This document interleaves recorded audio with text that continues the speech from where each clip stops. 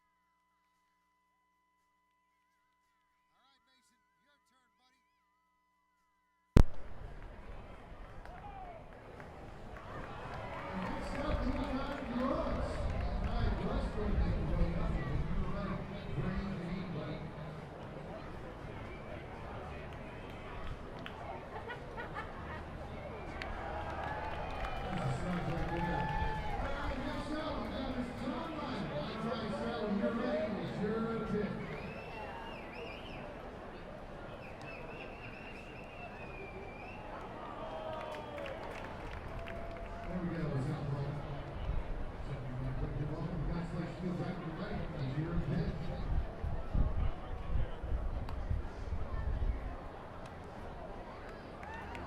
Next up from PP, please welcome Jackson Grivis. All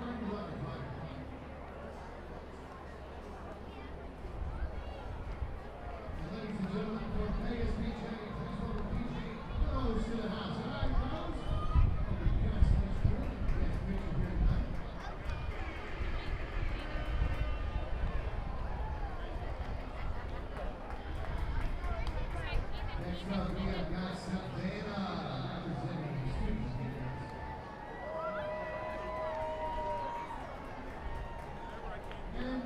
Principal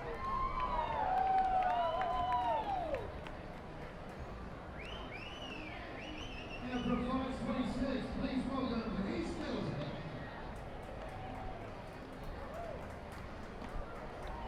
Also from Walker Station, please welcome Penelope. Next up, we've got Maddox here at Constellation Field. All right, Maddox, when you're ready, rock and fire. All right, Mason, your turn, buddy. Ladies and gentlemen, please welcome our very good friend Brian here at Constellation Field. Thanks for working with the Skeeters doing a great job this year. Thank you, everybody.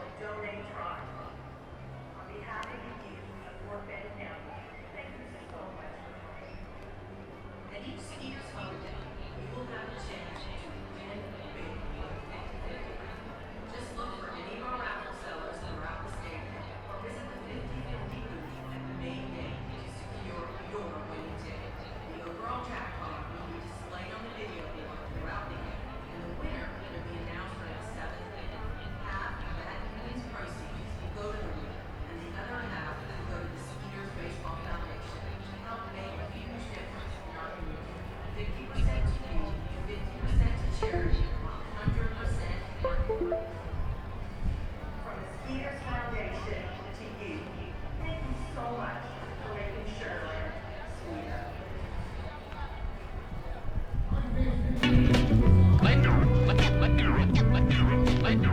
and gentlemen, ladies and gentlemen, ladies and gentlemen, ladies and gentlemen, your attention, please. Attention, please. Attention, please. And now the moment we've been waiting for is here. What is up, Skeeters Nation? How are we doing? It is a Saturday evening here at beautiful Constellation Field. Skeeters coming off a 5-4 walk-off win last night, courtesy of Albert Cordero, Mr. Johnny on the spot, walk-off single, and we opened the series with some fireworks both on and off the field. This is the penultimate game of the year, second to last game of the regular season. I can't believe it. This day has already come upon us, and definitely the Skeeters will be playing after the regular season. They got some postseason baseball ahead of them. Games 1 and 2 of the Freedom Division Championship Series will be right here. I'll be broadcasting them live. YouTube, Facebook, Twitter. Get on those apps right there. And we'll be broadcasting live against the York Revolution. Both games start at 6:35, and then we'll be on the road. And I'll be out there as well on the road. So we're going to follow the team, get a little road action there against the Revs. Tonight, it's going to be Dustin Knight for the Blue Crabs and Troy Scribner. You heard him here in the booth last night as he prepares himself for his final start of the regular season. And last night it was Dallas Beeler. We're still waiting to hear back on Dallas. Hoping he's just precautionary and hopefully just a little stiffness. No resolution to that, though, just yet. We'll still update you with that as we get some more information. Let's go over tonight's lineups, though, as both Dan Rensler and Stan Clyburn for the Blue Crabs are exchanging lineup cards. Let's go for the visiting Blue Crabs first. Kent Blackstone going to lead off and play shortstop once again. Edwin Garcia hitting second and playing second. John Griffin, the DH, he'll hit third. Tony Thomas back at the hot corner. He'll hit fourth and play third base. Corey Vaughn in center field. He'll hit fifth. Joe Benson out in left field. He'll hit sixth. Josh McAdams back at first base and hitting seventh. Batting eighth, the right fielder Travis Witherspoon and Mike Falsetti getting the start behind the plate.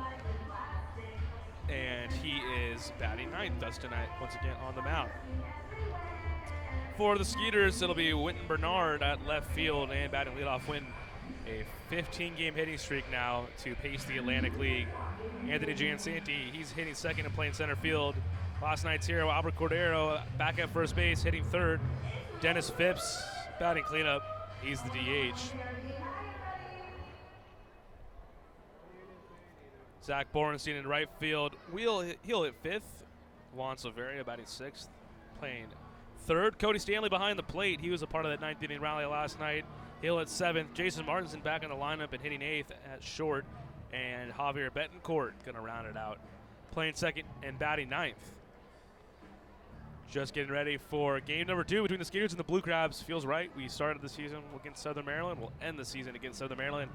That'll be tomorrow, 2:05 p.m. start. Fan Appreciation Day. Got the game of drones tomorrow afternoon, I should say, rather. And it's going to be exciting. Going to be, a lot of firsts this year in the Atlantic League and a lot of firsts out here at Constellation Field between the rule changes, the equipment initiatives, and even the way we broadcast games. So I'm excited to be a part of that little bit of history. The guys from iSky were out here again today, and they're pros. And it takes a lot goes into a broadcast. It's not just bringing the drones and putting them in the air. It is a full process, and it's going to be interesting to see how it all plays out tomorrow. I'm excited, and you listening should be as well. Hopefully you're tuning in here tomorrow at 2:05 p.m. as you get to watch one of the more unique broadcasts ever in professional sports. We'll be the first team to ever do a strictly Joan broadcast. So exciting stuff here, and we should have another exciting game. Troy Scribner, Dustin Knight, Skeeters, Blue Crabs here in just a few minutes. Take a quick break. We come back. Game number 2 here at Constellation Field. Texas Farm Bureau members get free tickets to Skeeters home games every Sunday all season long. Just show proof of your membership at the ticket office to get 2 free tickets to any Sunday home game while supplies last. Visit texasfarmbureau.org/sports to learn more about this offer and other benefits associated with your membership. This offer is exclusive to Texas Farm Bureau members and is only available while supplies last. So become a member today. Texas Farm Bureau Insurance, proud sponsor of the Sugar Land Skeeters. At CertaPro Painters, we know that finding the right team for your painting project can be overwhelming. We want you to have the best experience as we help your home or business come to life. We strive to deliver on our promise of care and quality. With our professionals by your side, the process will be easy and convenient, leaving you time for what matters most, like watching the Skeeters. Visit CertaPro.com today to book your free estimate. That's CertaPro with a C, C-E-R-T-A Pro.com. We do painting, you do life. Memorial Hermann Sugar Land Hospital has been named a recipient of the highly coveted 2016 Malcolm Baldrige National Quality Award, the nation's highest presidential honor for performance excellence. Memorial Hermann Sugar Land was recognized for its outstanding commitment to sustainable excellence through innovation, improvement, and visionary leadership. Memorial Hermann Sugar Land is the first Houston area healthcare organization to earn the prestigious Baldrige Award and only the third in Texas. The Sugar Land Skeeters are proud to partner with Memorial Hermann Sugar Land. What's up, dudes? Pamela Printing, the preferred printer of the Sugar Land Skeeters, the name you hear most often in Fort Bend County. People are talking about quality, dependability, on time, and helpfulness in producing a great business piece for their company. Don't miss out on daily promotions this season at Constellation Field. Come to the park on Monday for discounted margarita prices as well as free tickets for fans who present military and first responder IDs. Visit us on Wednesday and enjoy $1 hot dogs as well as discounts on White Claw.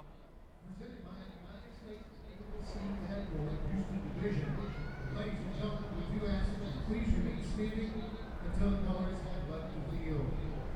And now, ladies and gentlemen, our national anthem.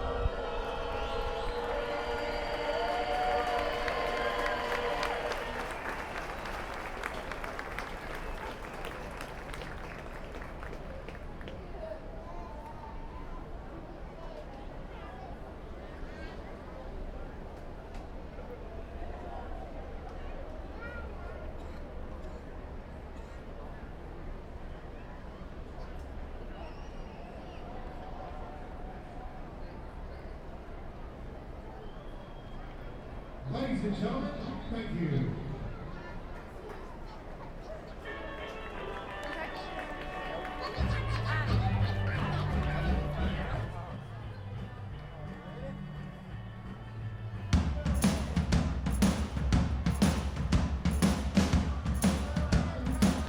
All right, welcome back in.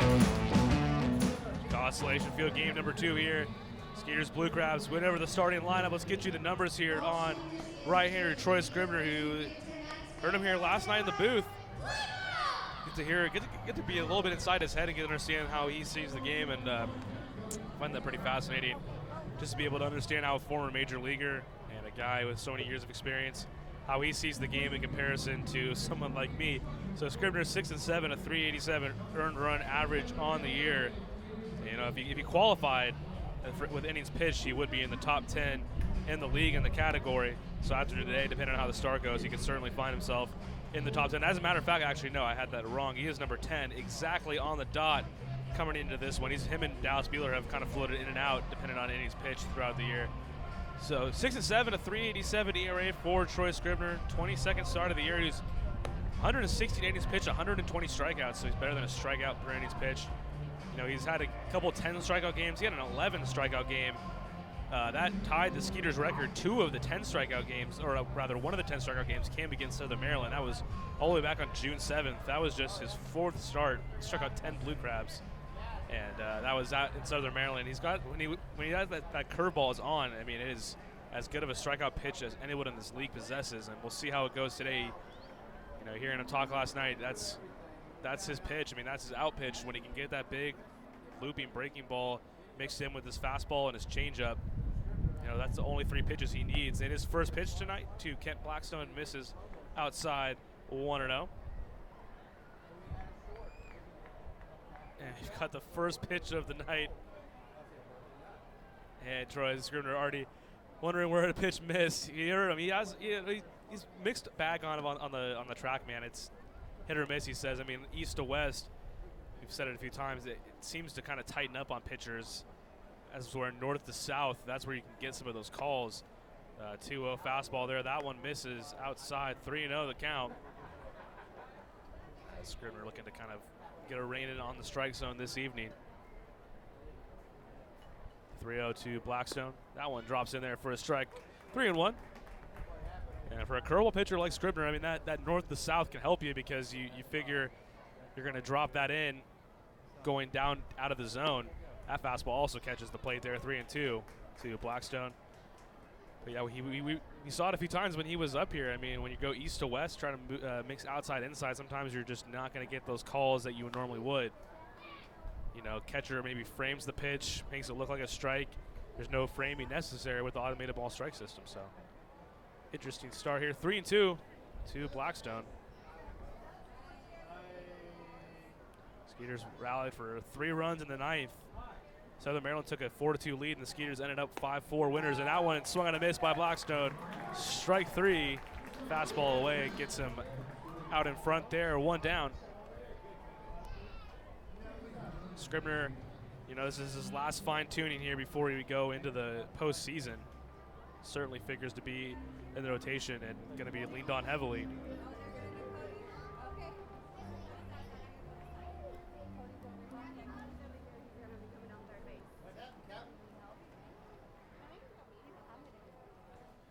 And Edwin Garcia swings at the first pitch, lines it into left field. In comes Wynton Bernard. Bernard's not going to be able to get that one as it kind of died out there. A little end of the bat action there from Garcia, and he drops that in for the first hit of the night. Scribner against Southern Maryland this year has been literally unhittable. 2-0, no ERA, 13 innings pitched. Has not allowed an earned run, hasn't allowed a run against Southern Maryland in 13 innings pitched. He struck out 17 batters in said 13 innings. So he has not been kind to these Blue Crabs. And even that hit there, just end of the bat job there. Drops in front of Wynton Bernard. And quick pitch is John Griffin there, and he's late on the fastball, and that one's going to be popped up and out of play. 0-1 the count.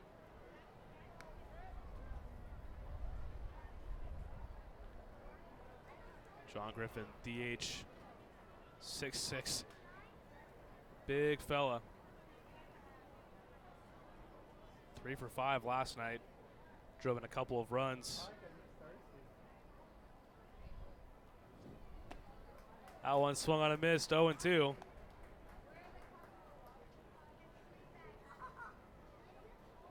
It's Cassie Trezilla, one of our sales reps, joining me here in the booth. What's going on, Cassie? Hi, everyone. Just got done with National Anthem. That was a good group. That was a great rendition of the National Anthem. They were fun to work with, that was for sure. 0-2 pitch. Scribner drops in the hook. Griffin way out in front, swings and misses for out number 2. Second strikeout already in the game for Mr. Scribner. That'll bring up Tony Thomas.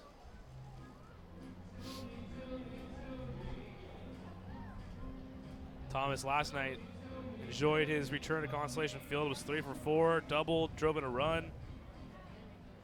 It's weird to see him at third base.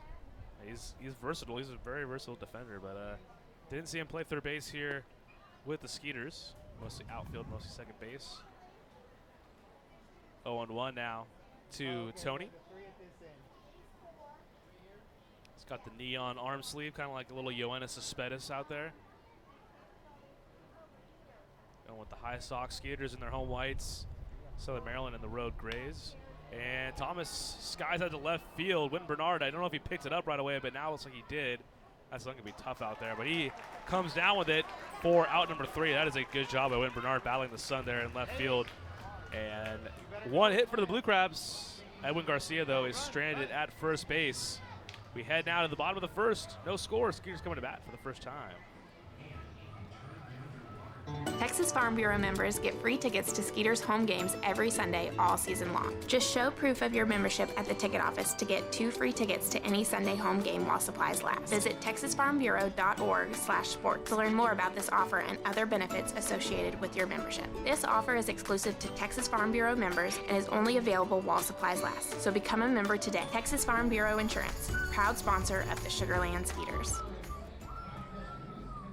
At CertaPro Painters, we know that finding the right team for your painting project can be overwhelming. We want you to have the best experience as we help your home or business come to life. We strive to deliver on our promise of care and quality. With our professionals by your side, the process will be easy and convenient, leaving you time for what matters most, like watching the Skeeters. Visit CertaPro.com today to book your free estimate. That's CertaPro with a C, C-E-R-T-A Pro.com. We do painting, you do life. Memorial Hermann Sugarland Hospital has been named a recipient of the highly coveted 2016 Malcolm Baldrige National Quality Award, the nation's highest presidential honor for performance excellence. Memorial Hermann Sugarland was recognized for its outstanding commitment to sustainable excellence through innovation, improvement, and visionary leadership. Memorial Hermann Sugarland is the first Houston area healthcare organization to earn the prestigious Baldrige Award and only the third in Texas. The Sugarland Skeeters are proud to partner with Memorial Hermann Sugarland. All right, bottom of the first inning. No score. Brian Posner with Cassie Terzillo, one of our magnificent sales reps, and when Bernard going to step in, it'll be Dustin Knight on the mound for Southern Maryland. Get you some numbers here on Dustin Knight. He had a historical start in his last start, but 3-5, 3.82 ERA, 12 games. This will be his 12th start of the year. He's had 1 relief appearance. He struck out 88 batters in 72 thirds innings, and Bernard, 3 hits last night, scored the winning run, takes inside 1-0.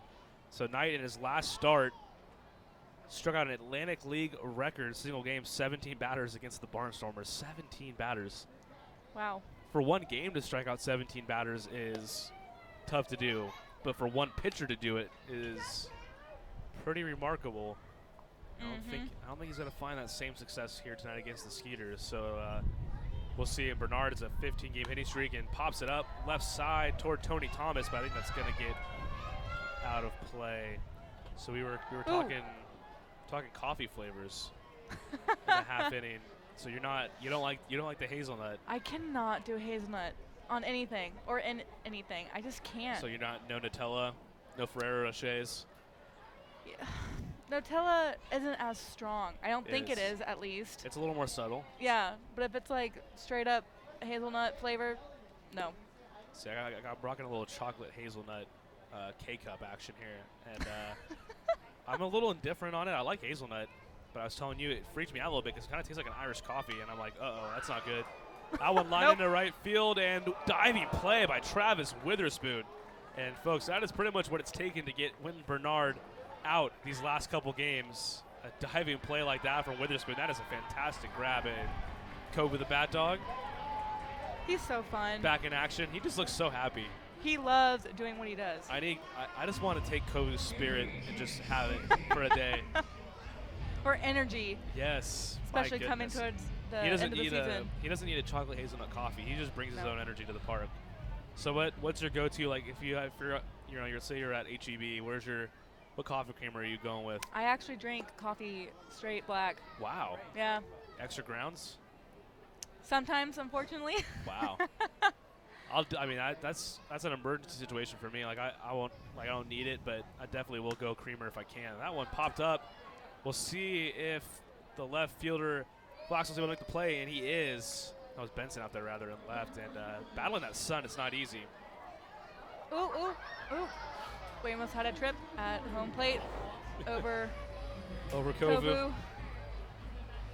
2 quick outs for Dustin Knight. Got 2 guys here in Knight and Scribner who can really rack up the Ks. As just mentioned, Knight struck out an Atlantic record 17 batters. And Troy Scribner, he matched the Skeeters single game record of 11, which kind of pales in comparison there, but still both impressive. First pitch took Albert Cordero, and Coco takes 1-0.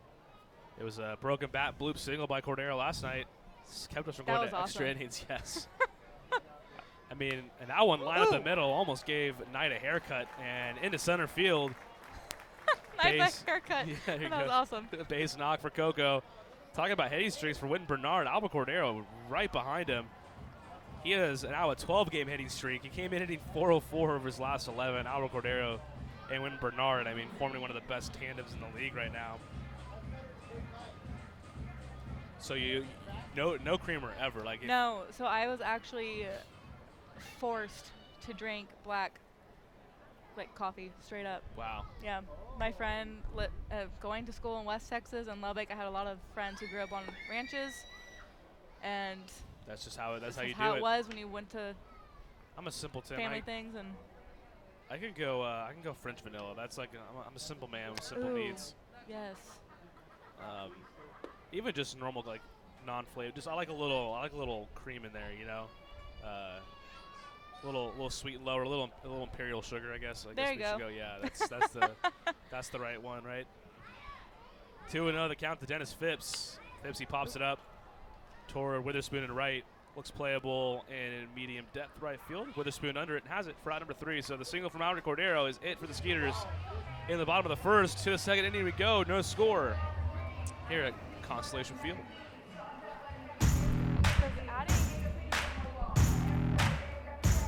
Texas Farm Bureau members get free tickets to Skeeters home games every Sunday all season long. Just show proof of your membership at the ticket office to get 2 free tickets to any Sunday home game while supplies last. Visit texasfarmbureau.org/sports to learn more about this offer and other benefits associated with your membership. This offer is exclusive to Texas Farm Bureau members and is only available while supplies last. So become a member today. Texas Farm Bureau Insurance, proud sponsor of the Sugarland Skeeters.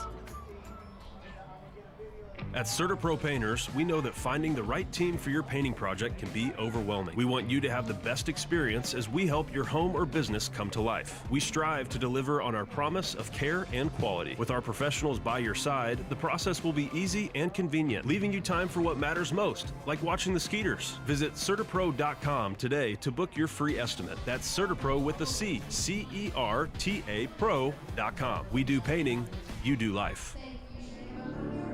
Memorial Hermann Sugarland Hospital has been named a recipient of the highly coveted 2016 Malcolm Baldrige National Quality Award, the nation's highest presidential honor for performance excellence. Memorial Hermann Sugarland was recognized for its outstanding commitment to sustainable excellence through innovation, improvement, and visionary leadership. Memorial Hermann Sugarland is the first Houston area healthcare organization to earn the prestigious Baldrige Award and only the 3rd in Texas. The Sugarland Skeeters are proud to partner with Memorial Hermann Sugarland.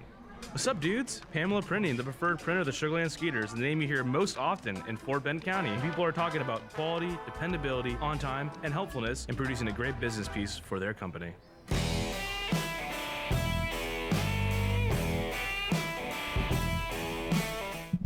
right, welcome back. Top of the second inning. Corey Vaughn going to lead it off. Ryan Posner, Cassie Terzillo here. No score.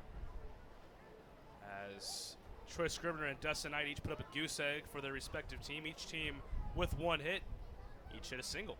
First pitch to Corey Vaughn. That one's just outside for a ball, 1-0. So Cassie, you can ask the question on there now. We were talking about it. Are you a pumpkin spice latte person? I love pumpkin spice lattes. In college was afraid to order them. Like I tried to be like tough, like, oh yeah, that's for my girlfriend. Like, no, that's not for me. But oh my gosh. my girlfriend's coffee order is actually way worse because she's lactose intolerant. So I had to she would ask me to get her coffee. It'd be like, can I get a skinny vanilla latte? Yep. And I was like, oh my gosh. But I love PSLs, and I could not. I've already had a few. Could not get on that bandwagon. I tried it and was like, this is not for me. It's one of those things where like right when the calendar hits September, I'm like, I know it. My Starbucks order just completely changes. That's awesome. I'm usually just an iced coffee, simple iced coffee with maybe a little half and half, but that one's in for a strike 3 too. But once the calendar hits September, it's game on. Oh God. So do you get the creamer? No, it's just like it's like a latte. I know, but like there's actual creamer now. Oh yeah. Like, do you go and get it? Oh, absolutely, absolutely. I mix it up with the coffee creamers for sure. That one called a strike by Scribner there, and down goes Corey Vaughn looking. That's already the 3rd strikeout of the night for Scribner. And that one Not a big fan of that call was Corey Vaughn, but he is going back toward the dugout. He was kind of Cadillaced there into second base, and the throw came in and almost got him. And a double off the left field wall. Don't know why everyone's standing around there. They're looking at the baseball now. They're going to toss that back in. That's the second time in 2 games that someone's claimed a double off the manual scoreboard. It doesn't happen all that often. Last night, did you see there was a couple panels got knocked out? I saw that. Yeah, that's like super rare.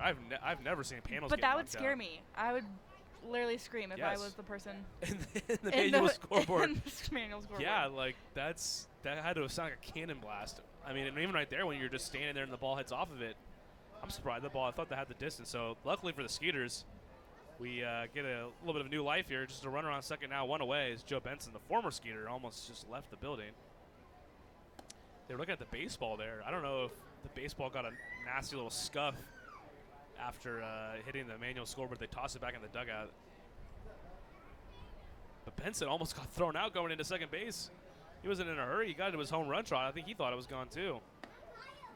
A flail of a swing there from McAdams, 1-1.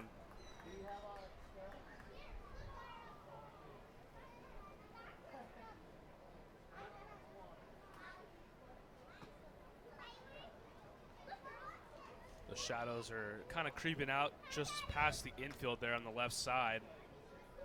Still going to be tough for Wynton Bernard out there on left, but he's already made a play on a pretty high fly ball. And he got a good read on that one there. It just, I don't think he was able to make a play hit too high off the manual scoreboard, and you really don't want to. You don't want to run into that thing. That's a. No, that would hurt. There's some sharp edges on that too. Yeah, it's not padded. So yeah, I think me and the pitcher tonight, Trish Goodman, were talking about that. It's like that's a dangerous place. You don't want to be banging up against that. That one lined to Bernard, right at him though, and he makes the play. Not going to have a double play opportunity at second base, but nice positioning there by Wynton Bernard to retire Adams for out number 2.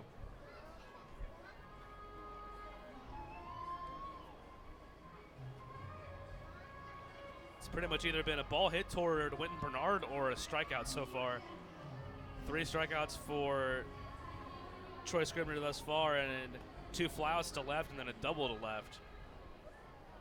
Now to bring up Travis Witherspoon with 2 away. How many cups of coffee a day are you then? Since we're coffee talking. Oh, it depends. I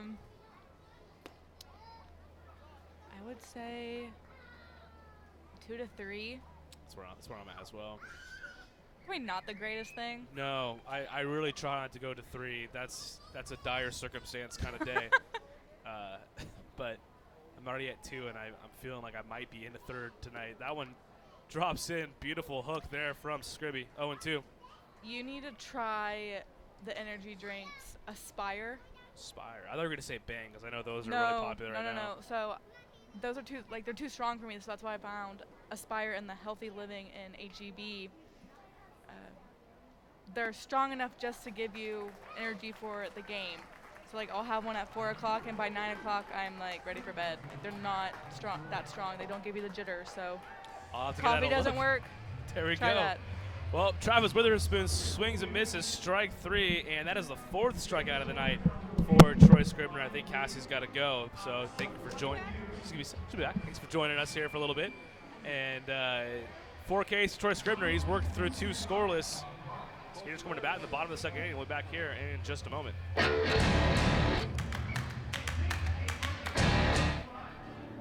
Memorial Hermann Sugarland Hospital has been named a recipient of the highly coveted 2016 Malcolm Baldrige National Quality Award, the nation's highest presidential honor for performance excellence. Memorial Hermann Sugarland was recognized for its outstanding commitment to sustainable excellence through innovation, improvement, and visionary leadership. Memorial Hermann Sugarland is the first Houston area healthcare organization to earn the prestigious Baldrige Award and only the 3rd in Texas. The Sugarland Skeeters are proud to partner with Memorial Hermann Sugarland. What's up, dudes? Pamela Printing, the preferred printer of the Sugarland Skeeters, the name you hear most often in Fort Bend County. People are talking about quality, dependability, on time, and helpfulness in producing a great business piece for their company.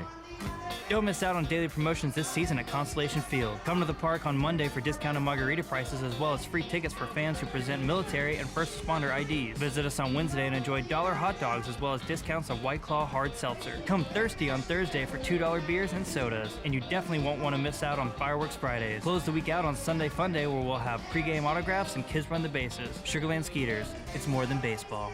Hello, Houston. Tomorrow's here.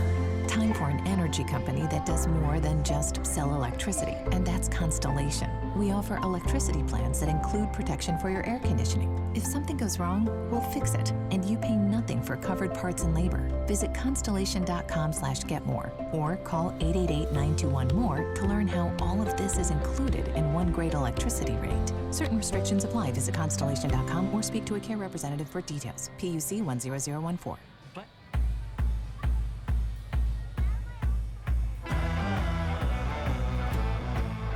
Score. We head to the bottom of the second inning. First pitch from Dustin Knight to Zach Borenstein is a fastball away, 1-0. Troy Scribner looking sharp.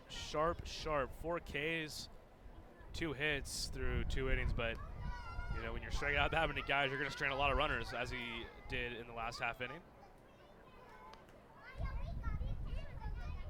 2-0 the count to Borenstein. 1 for 4 last night, drove in a run with a single. The Skeeters with a 5-4 win last night.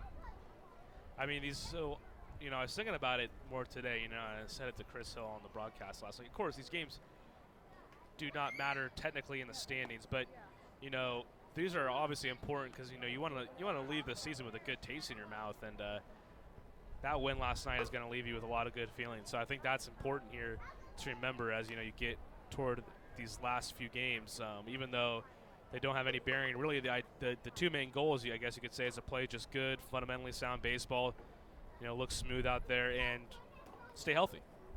And the second part of that, we'll see if hopefully Dallas Beeler is all right. But, it's good to see Juan Silverio back in the lineup last night. He's on deck. Rico Noel was in the lineup last night, had a couple hits. That one swung on a miss by Borenstein. He's down on strikes for the first out of the inning.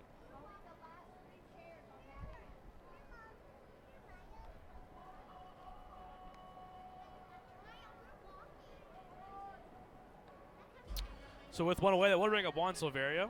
Turned into the lineup last night, 2 for 3, scored a run, drove in a run, but his base running really stole the show. So Juan Silverio scored their first run of the 9th inning with what I guess could best just be described as a delayed sac fly. I mean, it was off the bat of Javier Betancourt. I mean, shallow right field. I mean, Travis Witherspoon could not have been more than just about 120 feet from home plate, and Silverio was about halfway down the line as that one's grounded up the middle. That's going to be through and in for a base hit for Juancho there. Nicely done there. Second hit of the evening for the Skeeters. Takes a big turn there. I think, as you see it right there again, he's just a very opportunistic base runner. And last night he got about halfway from third and home, and then he watched the throw get cut off and he kind of saw that the first baseman, Josh McAdams, was kind of flat-footed. And once he saw that, he just darted for home plate. McAdams, flat-footed, had to kind of make an emergency throw, and he skipped it into Charlie Valerio, and the ball got away. And, that kind of was the catalyst for that inning. 0-1 out of Cody Stanley. Got a rocket single on that 9th inning last night. Cody coming off a 1-4 game. He scored the tying run. 0-1 pitch, swung on and missed there. He's quickly down 0-2. Cody, a 254 average coming into this one. 5 homers, 43 RBIs. The Skeeters really have, in my opinion, and I don't think there's a lot of argument, the best 1-2 punch behind the plate. I mean, you got guys like Isaias Tejada for York, on his standalone numbers, he's having, an MVP-like year. Although his teammate Telvin Nash might steal that award from him. But you can factor in the tandem there with Cordero and Stanley. I mean, that is a power pack. It seems like Coco's kind of settled into first base on most games with Cody behind the plate, and then they'll kind of shuffle. I'm sure you'll see Coco behind the plate tomorrow. Good lead for Silverio, the 1-2 now. Curveball from Knight, just misses inside. 1-2.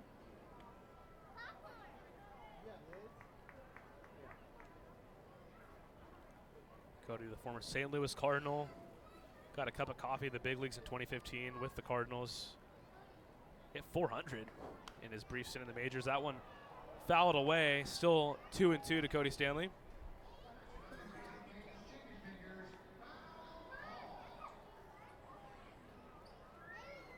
Wind blowing in a little bit.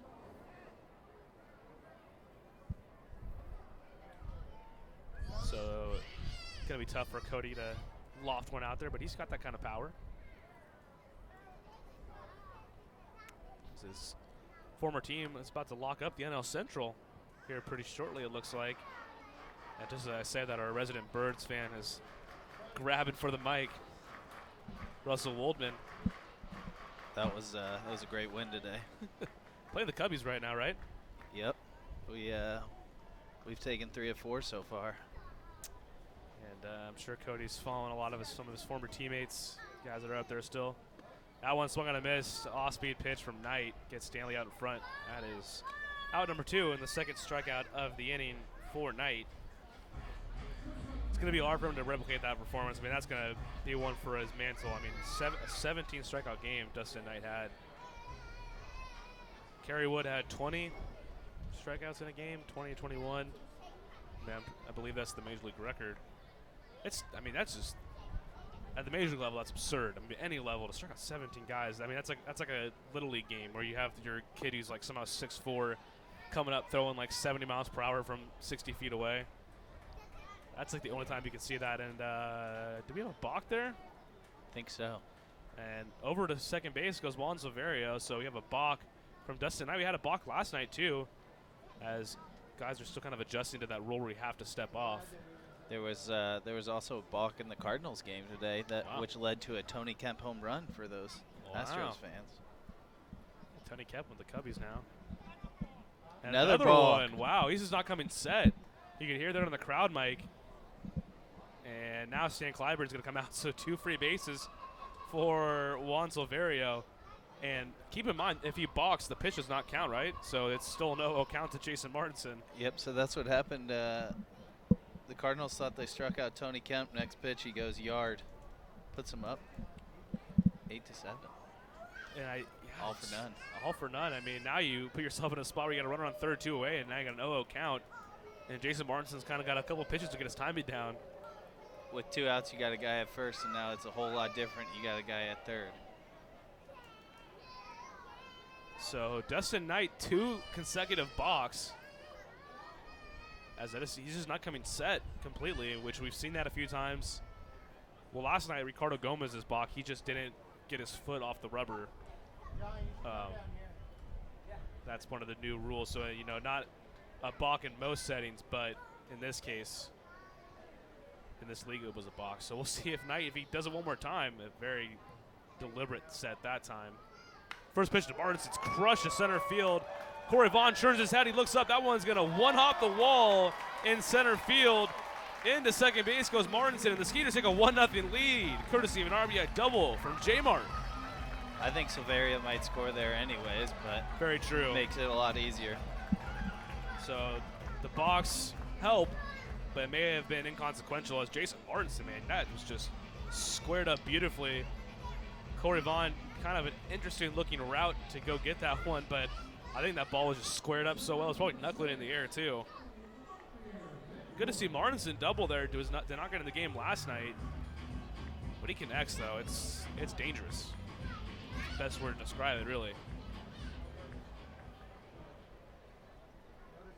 So 2 down. The Skeeters take a 1-0 lead here in the bottom of the second inning. Let's see if Javier Betancourt can cash in on a 2-out runner here.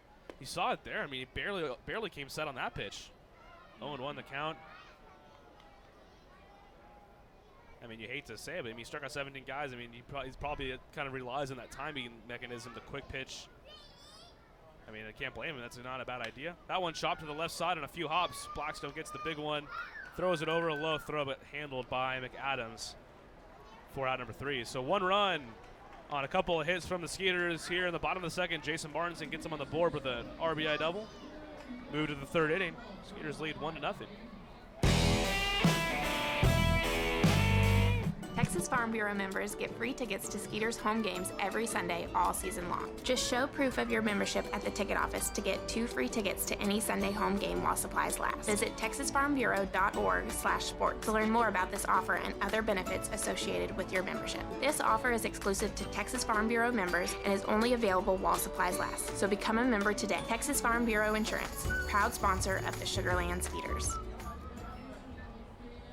At CertaPro Painters, we know that finding the right team for your painting project can be overwhelming. We want you to have the best experience as we help your home or business come to life. We strive to deliver on our promise of care and quality. With our professionals by your side, the process will be easy and convenient, leaving you time for what matters most, like watching the Skeeters. Visit CertaPro.com today to book your free estimate. That's CertaPro with a C, C-E-R-T-A Pro.com. We do painting, you do life.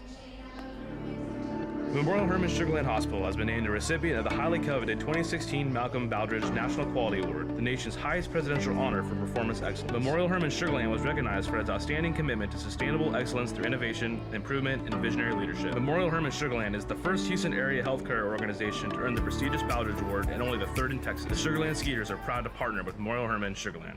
What's up, dudes? Pamela Printing, the preferred printer of the Sugarland Skeeters, the name you hear most often in Fort Bend County. People are talking about quality, dependability, on time, and helpfulness in producing a great business piece for their company.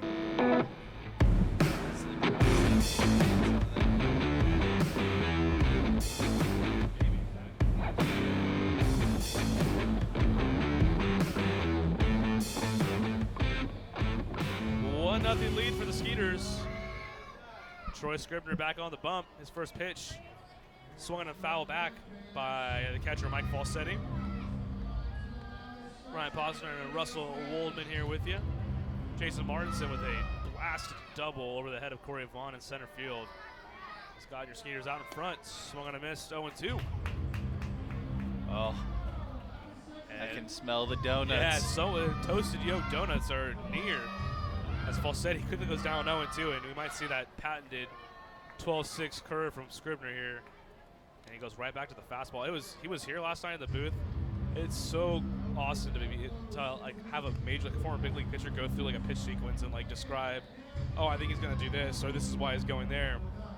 And like now just watching him pitch and some of the things he was saying, like him going to the fastball there, because he knows he has Falsetti behind. But then he just does that.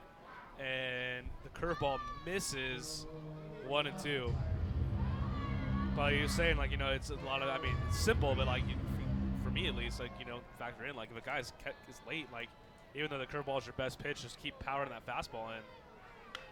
That time Falsetti does get a hold of the fastball into the left center field gap. Running it down is Jansanti. Yeah. He makes the bucket catch. He had a beat on that ball the whole way. Left center field, Anthony Jansanti. There's not a lot that falls down out there in left center or right center when he's playing out in center field.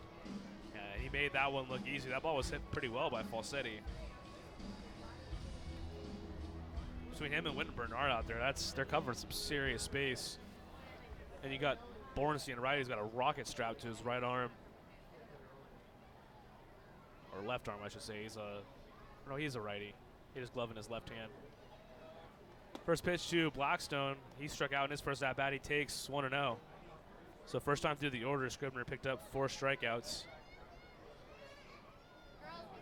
I haven't seen him use the curveball a whole lot tonight. He's really been able to just use the fastball. Change up there, misses up, 2-0. And that's dangerous if you're Southern Maryland, because then when he breaks that thing out, it's good luck. That's the second time Scribner's came up into the booth this year, right? Yeah, that was actually the third time. He's come up. He likes to. I think he enjoys it. A lot of guys. That becomes their post career is in broadcasting. That one lined right field and foul by just a hair down the line. Coco almost made a play on that, but it looked like it tipped off of Coco's glove. Yeah, which could have been. I think he was in fair territory when that happened, but yeah. I think that's what the first base coach was trying to tell to the ump over there. Just a hard line drive, strike 2. But yeah, a lot. It's probably kind of like almost like cathartic for guys to come up here and like be able to watch the game from a different angle and just get a different view of things, because they're always sitting in the dugout. So kind of being able to be back here is probably kind of nice. 2-2 to Blackstone, 1 away, top of the third. There's the curveball, and he just gets a piece of it to stay alive.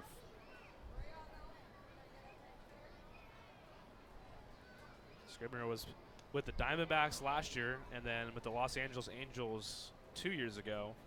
So, he's been in a clubhouse with Mike Trout, Albert Pujols. That's pretty cool. D-backs last year, he had Paul Goldschmidt. There you go. 3-2 now. Goldschmidt of the Woodlands High School. Speaking of the Woodlands High School, I was watching Brett Eibner, who actually he was at the Woodlands High School too. I'm not 100% sure if he was teammates with Goldschmidt. I keep meaning to ask him that. But Brett Eibner was taking batting practice today. My goodness. I mean, he was an outfielder in the major leagues. Now he's converted to a pitcher. But that dude was taking some of the most impressive batting practice I've really seen in a long time. I mean, he's huge. He's 6'4", 250 pounds. He looks like he's just built. But, man, watching him take BP was huge. So that, I was talking to Pete, we have 2 guys on the bench right now, which was where they were last year. That one's swung and a miss, foul tipped into the glove of Cody Stanley for out number 2. 5th strikeout of the night for Scribner. But, you're 2 guys on the bench.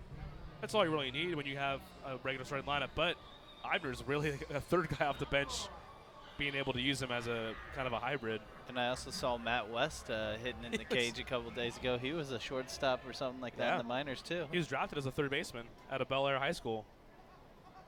So you got a few guys who, in a pinch, you get into a late extra inning game and you need a bat, or worst case scenario, we had a game here where because we have Cody Stanley and Albert Cordero both in the lineup, if God forbid Cody gets hurt, you have to move. If Coco was DHing, which he was that night, you lose the DH.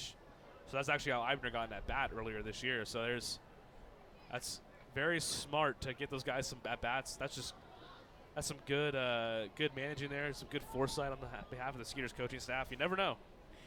Also look at Michael Lorenzen out in the Reds. Dude, yeah. Guy's playing center field, goes in and pitches an inning. He went from like a novelty, like, oh, this guy can kind of hit, to like he's actually being, like, he started a game in center field. Yeah, he started out in the outfield a couple games this year. The Reds have kind of cornered the market on those guys. Remember Micah Owens? Yeah. That guy could rig. Not a great pitcher, but a pretty big-time hitter. Like, has some serious power. He's a big dude. Can Scribner pick up strikeout number 6? He's got Garcia down 1-2. That one chopped foul. Garcia does not look comfortable up there, though. Bronson Arroyo could hit for them, too, a little bit. Mike Hampton could swing it. Could swing the bat pretty well, too. A couple of, portly fellas, but Levon Hernandez, remember, he was always good with the bat. Bartolo Colon. One dinger. James Shields took a beat apart. That one fouled again over the roof, right side. Count remains 1-2. Also, Mike Leake could hit. Yeah. Mike Leake was an athlete. I mean, we're missing the main one though. Mad Bum. That guy could swing a little bit. The Big Z. I still remember watching him take batting practice one time, and I was like, oh, who is that? And you saw number 42 or whatever, 41, whatever number he is. That one. Blue foul. I'm like, there's no way Bumgarner is hitting. He was just hitting home run after home run after home run at batting practice. I'm like, it's got to be him. Well, remember they wanted to do a pitcher's home run derby one year, yes, and he was leading the charge. Dude. I mean, this was kind of like, this was one of the first few years he was in the league. So, like, that one, curveball dropped in, strike 3. Scribner, strikeout number 6 tonight, gets Garcia looking at the curve to end the inning. So we're through 2.5 rather. Blue Crabs trail the Skeeters 1-0. Skeeters coming back to bat. At CertaPro Painters, we know that finding the right team for your painting project can be overwhelming. We want you to have the best experience as we help your home or business come to life. We strive to deliver on our promise of care and quality. With our professionals by your side, the process will be easy and convenient, leaving you time for what matters most, like watching the Skeeters. Visit CertaPro.com today to book your free estimate. That's CertaPro with a C, C-E-R-T-A Pro.com. We do painting, you do life. Memorial Hermann Sugar Land Hospital has been named a recipient of the highly coveted 2016 Malcolm Baldrige National Quality Award, the nation's highest presidential honor for performance excellence. Memorial Hermann Sugar Land was recognized for its outstanding commitment to sustainable excellence through innovation, improvement, and visionary leadership. Memorial Hermann Sugar Land is the first Houston area healthcare organization to earn the prestigious Baldrige Award and only the 3rd in Texas. The Sugar Land Skeeters are proud to partner with Memorial Hermann Sugar Land. What's up, dudes? Pamela Printing, the preferred printer of the Sugar Land Skeeters, the name you hear most often in Fort Bend County. People are talking about quality, dependability, on time, and helpfulness in producing a great business piece for their company. Don't miss out on daily promotions this season at Constellation Field. Come to the park on Monday for discounted margarita prices as well as free tickets for fans who present military and first responder IDs. Visit us on Wednesday and enjoy $1 hot dogs as well as discounts of White Claw hard seltzer. Come thirsty on Thursday for $2 beers and sodas. And you definitely won't want to miss out on Fireworks Fridays. Close the week out on Sunday Fun Day where we'll have pregame autographs and kids run the bases. Sugarland Skeeters. It's more than baseball. Hello, Houston. Tomorrow's here. Time for an energy company that does...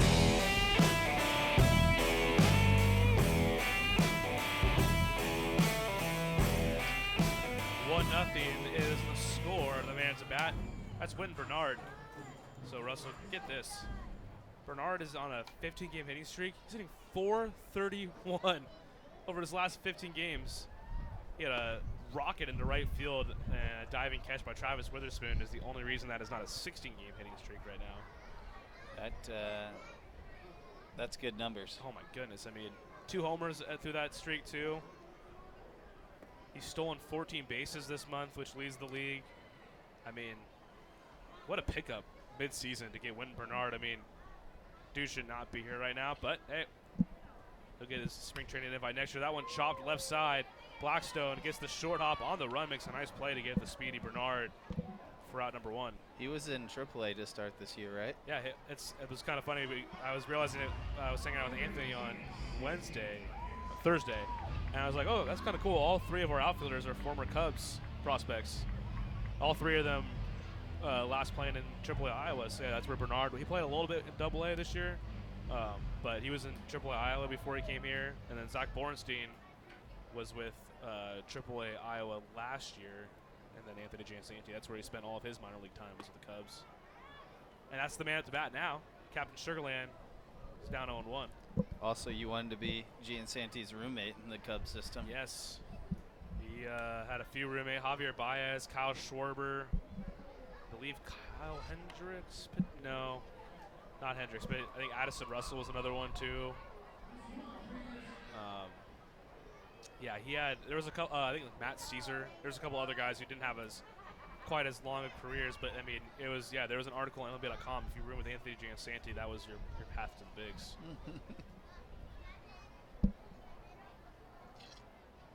0-2 to Anthony. Takes low on the breaking ball, and it's called a ball. 1-2. Does he have roommates here that have gone on to get signed? I don't think he's had a roommate since he joined the Skeeters.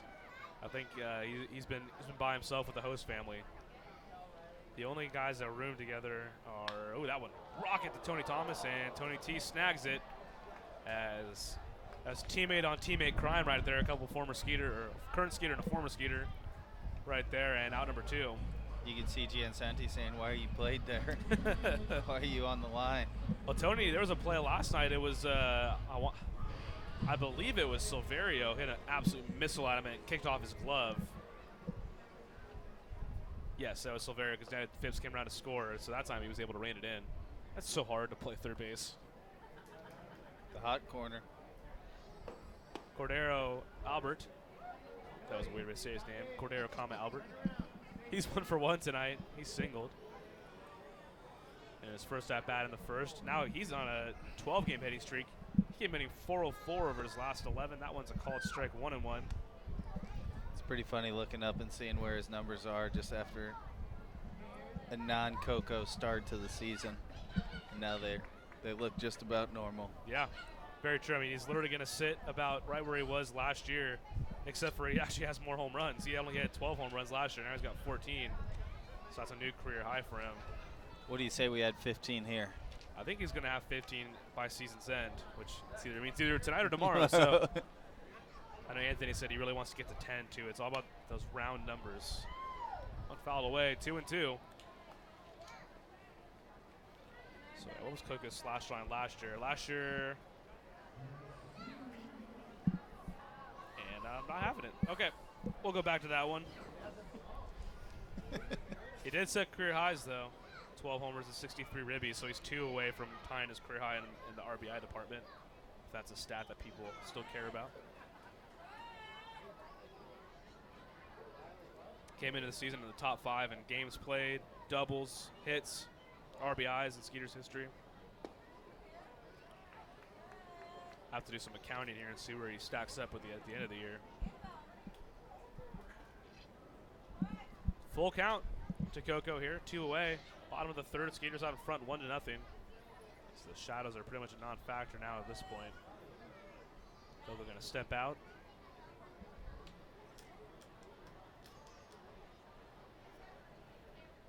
Knight working out of the windup here, the 3-2. That one grounded right back at Knight, and he jumps and stabs at it, makes the stop, flips it over to Adams for out number 3. A nice job by Knight to field his position there. Skeeters go down in order here in the top of the third, or bottom of the third rather. We head to the top of the fourth. Skeeters out in front, 1-0.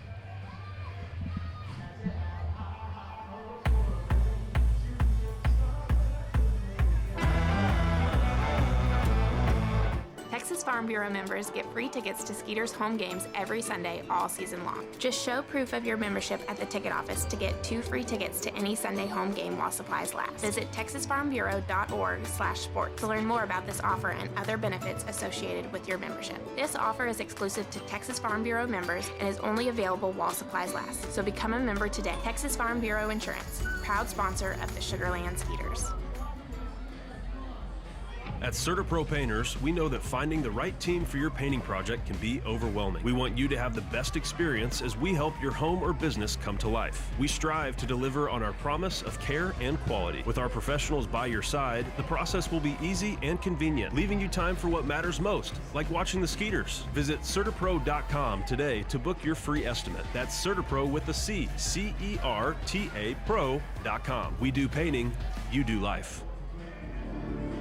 Memorial Hermann Sugarland Hospital has been named a recipient of the highly coveted 2016 Malcolm Baldrige National Quality Award, the nation's highest presidential honor for performance excellence. Memorial Hermann Sugarland was recognized for its outstanding commitment to sustainable excellence through innovation, improvement, and visionary leadership. Memorial Hermann Sugarland is the first Houston area healthcare organization to earn the prestigious Baldrige Award and only the third in Texas. The Sugarland Skeeters are proud to partner with Memorial Hermann Sugarland.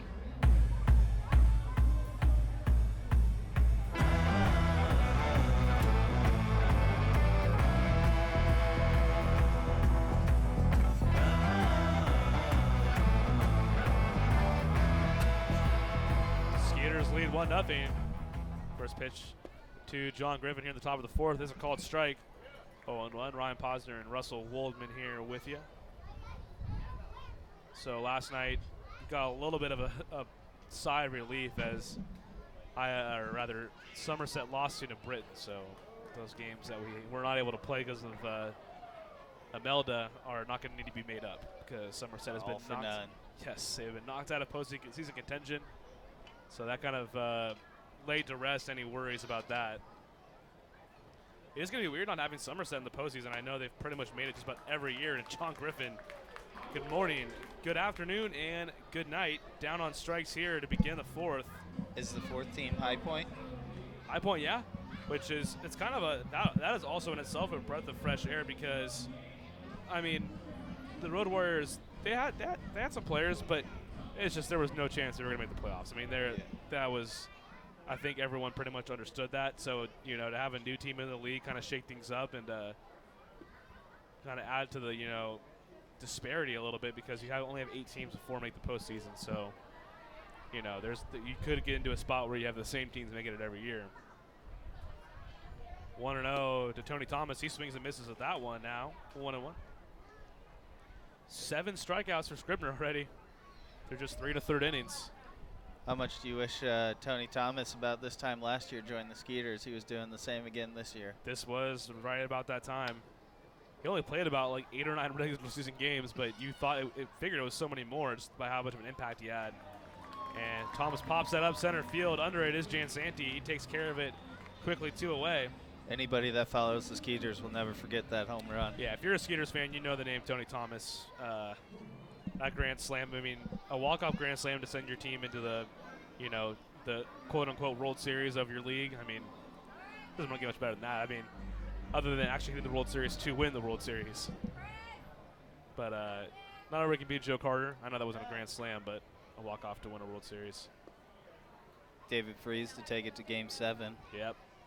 Oof. If there's any Rangers fans listening, they just quickly turned the dial. My favorite game of all time. Sure was. That one popped foul, straight back by Corey Vaughn, 1-1. Yeah, Nelson Cruz and David Freeze. If you say those two names to a Rangers fans, you conjure up some really just about any other outfielder out there, and that ball game is over. Yep. That one will sting for, probably until they win a World Series, and even then it'll probably still sting. And it's just even better that he came back in extras and hit the walk-off, too. After Josh Hamilton looked like he put the nail in the coffin again.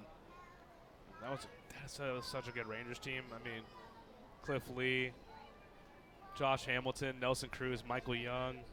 Cole Hamels. I don't think he was on there. But they did have Cliff Lee. He was like their ace. They had Elvis Andrus, Adrian Beltre. I mean, God, that lineup was so good. Michael Young. Yeah, I mean, you're talking about a lot of fringe Hall of Famers. Michael Young had a miserable defensive play earlier in that game too. Yeah, I mean, you got a for sure Hall of Famer in Beltre on that team. Hamilton in a vacuum if everything worked his way and he had maybe a couple, 5 or 6 more years on his resume. A shoo-in to the Hall of Fame. Nelson Cruz, probably not getting the Hall of Fame for a couple of reasons. None of which that fly ball. That one is a fly ball to Albert Cordero, and it makes the play in foul territory. A little basket catch there in foul territory. 1-2-3 goes to the Blue Crabs here in the 4th. Troy Scribner has allowed just 2 through 4 scoreless and has struck out 7. To the bottom of the 4th we go. Skeeters out in front, 1-0. We'll be back here in just a few. You don't think Cole Hamels is? Memorial Hermann Sugarland Hospital has been named a recipient of the highly coveted 2016 Malcolm Baldrige National Quality Award, the nation's highest presidential honor for performance excellence. Memorial Hermann Sugarland was recognized for its outstanding commitment to sustainable excellence through innovation, improvement, and visionary leadership. Memorial Hermann Sugarland is the first Houston area healthcare organization to earn the prestigious Baldrige Award and only the 3rd in Texas. The Sugarland Skeeters are proud to partner with Memorial Hermann Sugarland. What's up, dudes? Pamela Printing, the preferred printer of the Sugarland Skeeters, the name you hear most often in Fort Bend County. People are talking about quality, dependability, on time, and helpfulness in producing a great business piece for their company. Don't miss out on daily promotions this season at Constellation Field. Come to the park on Monday for discounted margarita prices as well as free tickets for fans who present military and first responder IDs. Visit us on Wednesday and enjoy $1 hot dogs as well as discounts on White Claw hard seltzer. Come thirsty on Thursday for $2 beers and sodas. And you definitely won't want to miss out on Fireworks Fridays. Close the week out on Sunday Fun Day where we'll have pregame autographs and kids run the bases. Sugarland Skeeters, it's more than baseball. Hello, Houston. Tomorrow's here. Time for an energy company that does more than just sell electricity, and that's Constellation. We offer electricity plans that include protection for your air conditioning. If something goes wrong, we'll fix it, and you pay nothing for covered parts and labor. Visit constellation.com/getmore or call 888-921-MORE to learn how all of this is included in one great electricity rate. Certain restrictions apply. Visit constellation.com or speak to a care representative for details. PUC 10014.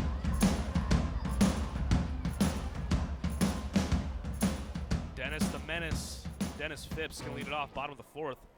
1-0 lead for the Skeeters. Dustin Knight still out there for the Blue Crabs. His first pitch to Phipps is called strike 0-1. So yeah, sorry Russell, it'll be a broken record with you, but we were just going through that roster. That is a hotbed of former or current Atlantic League talent on that 2011 Rangers team. We were talking about how good that team was. Andy Chavez was more or less a regular center fielder. Then Julio Bourbon. He was with the Somerset Patriots last year. He was on that roster. Check swing from Phipps. Did not go around 2-1. And then going down the list, Mark Hamburger. He was with the Bees last year. I don't think he's with them right now. He made a few appearances for them. And former Skeeter, Mark Lowe, made 28 appearances with them that year. And then Cody Epley, he was on the Barnstormers this year. So that's you could probably go through a lot of teams like that, and you probably find a lot of Atlantic Leaguers. Who played with us was a champ. Oh yeah, Dan Runzler. 2-2 to Dennis Phipps. One's inside. 3-2. Whoops. Just snooze that reminder. There you go. Full count here to Phipps. Nobody down. Bottom of the 4th. That one's inside. Taken for a ball, and Phipps is aboard with a leadoff walk. This league, more than any other independent league, is just littered with former MLB talent. I mean, and I think a lot of people don't realize, like, if you've followed minor league baseball or anything in the last decade, you're gonna go through these rosters and be like, as I do, I'm like, oh man, I remember that guy. Remember that guy. Remember that guy. I mean, just think Courtney Hawkins was drafted, what, 11th, 12th overall? 12th overall, yeah, in 2012. I mean, he did the backflip on the MLB Network studio, so a lot of people will probably remember him for doing that. I remember him for just coming here and absolutely lighting the earth on fire, hitting like 450 with 2 home runs in 3 games, and then he got picked up by the Giants. How did he finish the year off? He had good numbers in high A. I think he had like around 255, close to 20 homers. So he'll be back with the Giants again next year? Maybe. I don't know. I figure as much. I mean, he's a guy you'd imagine you'd want in your system. So much power, so much potential. He's, in my opinion, he's worth a shot. Yeah. I know he struggled, in AAA to begin the year with the Reds. That's why he ended up here for a little bit. But, you get in the right system. I mean, the Cardinals are famous for that.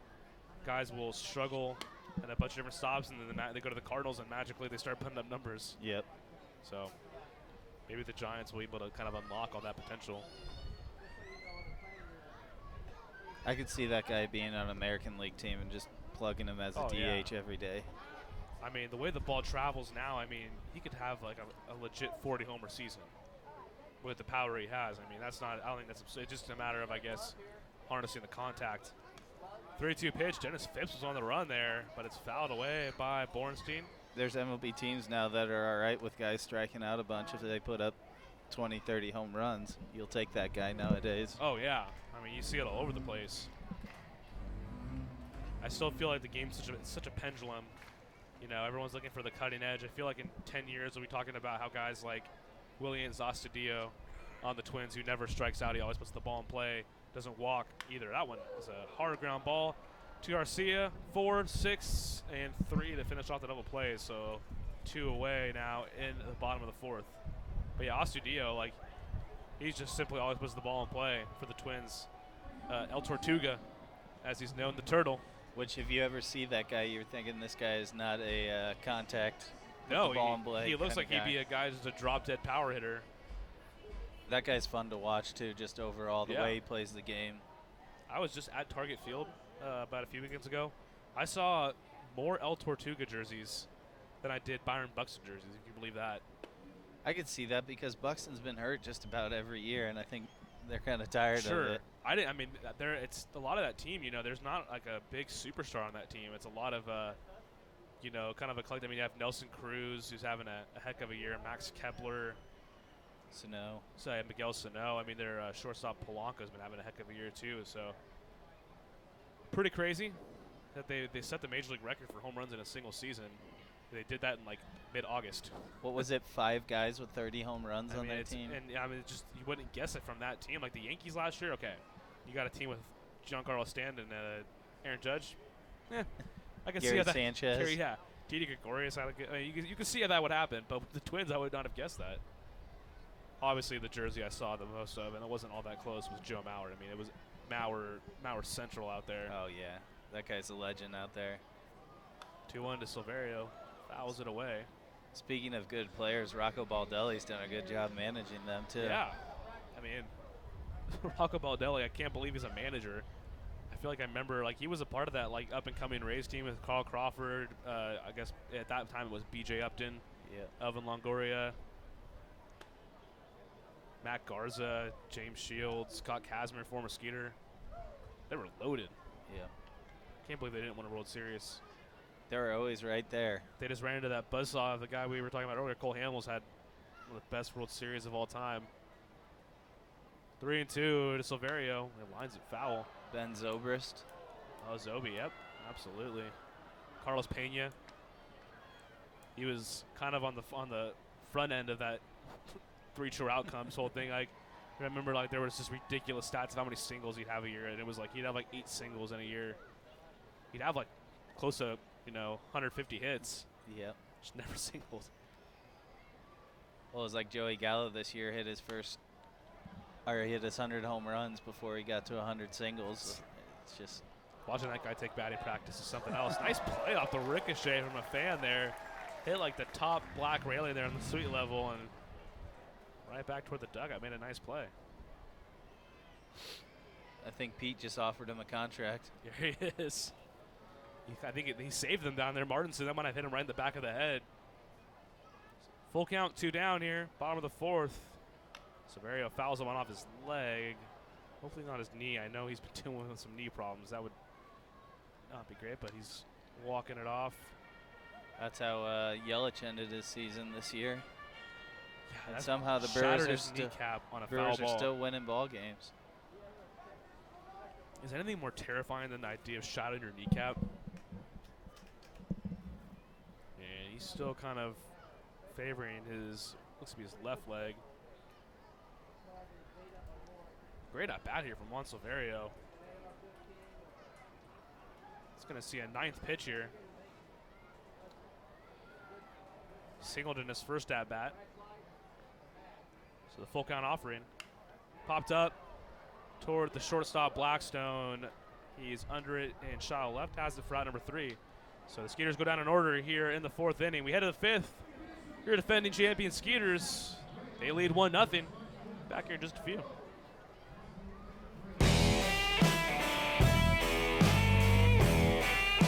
Texas Farm Bureau members get free tickets to Skeeters home games every Sunday all season long. Just show proof of your membership at the ticket office to get 2 free tickets to any Sunday home game while supplies last. Visit texasfarmbureau.org/sport to learn more about this offer and other benefits associated with your membership. This offer is exclusive to Texas Farm Bureau members and is only available while supplies last. So become a member today. Texas Farm Bureau Insurance, proud sponsor of the Sugarland Skeeters. At CertaPro Painters, we know that finding the right team for your painting project can be overwhelming. We want you to have the best experience as we help your home or business come to life. We strive to deliver on our promise of care and quality. With our professionals by your side, the process will be easy and convenient, leaving you time for what matters most, like watching the Skeeters. Visit CertaPro.com today to book your free estimate. That's CertaPro with a C, C-E-R-T-A Pro.com. We do painting, you do life. Memorial Hermann Sugarland Hospital has been named a recipient of the highly coveted 2016 Malcolm Baldrige National Quality Award, the nation's highest presidential honor for performance excellence. Memorial Hermann Sugarland was recognized for its outstanding commitment to sustainable excellence through innovation, improvement, and visionary leadership. Memorial Hermann Sugarland is the first Houston area healthcare organization to earn the prestigious Baldrige Award and only the 3rd in Texas. The Sugarland Skeeters are proud to partner with Memorial Hermann Sugarland.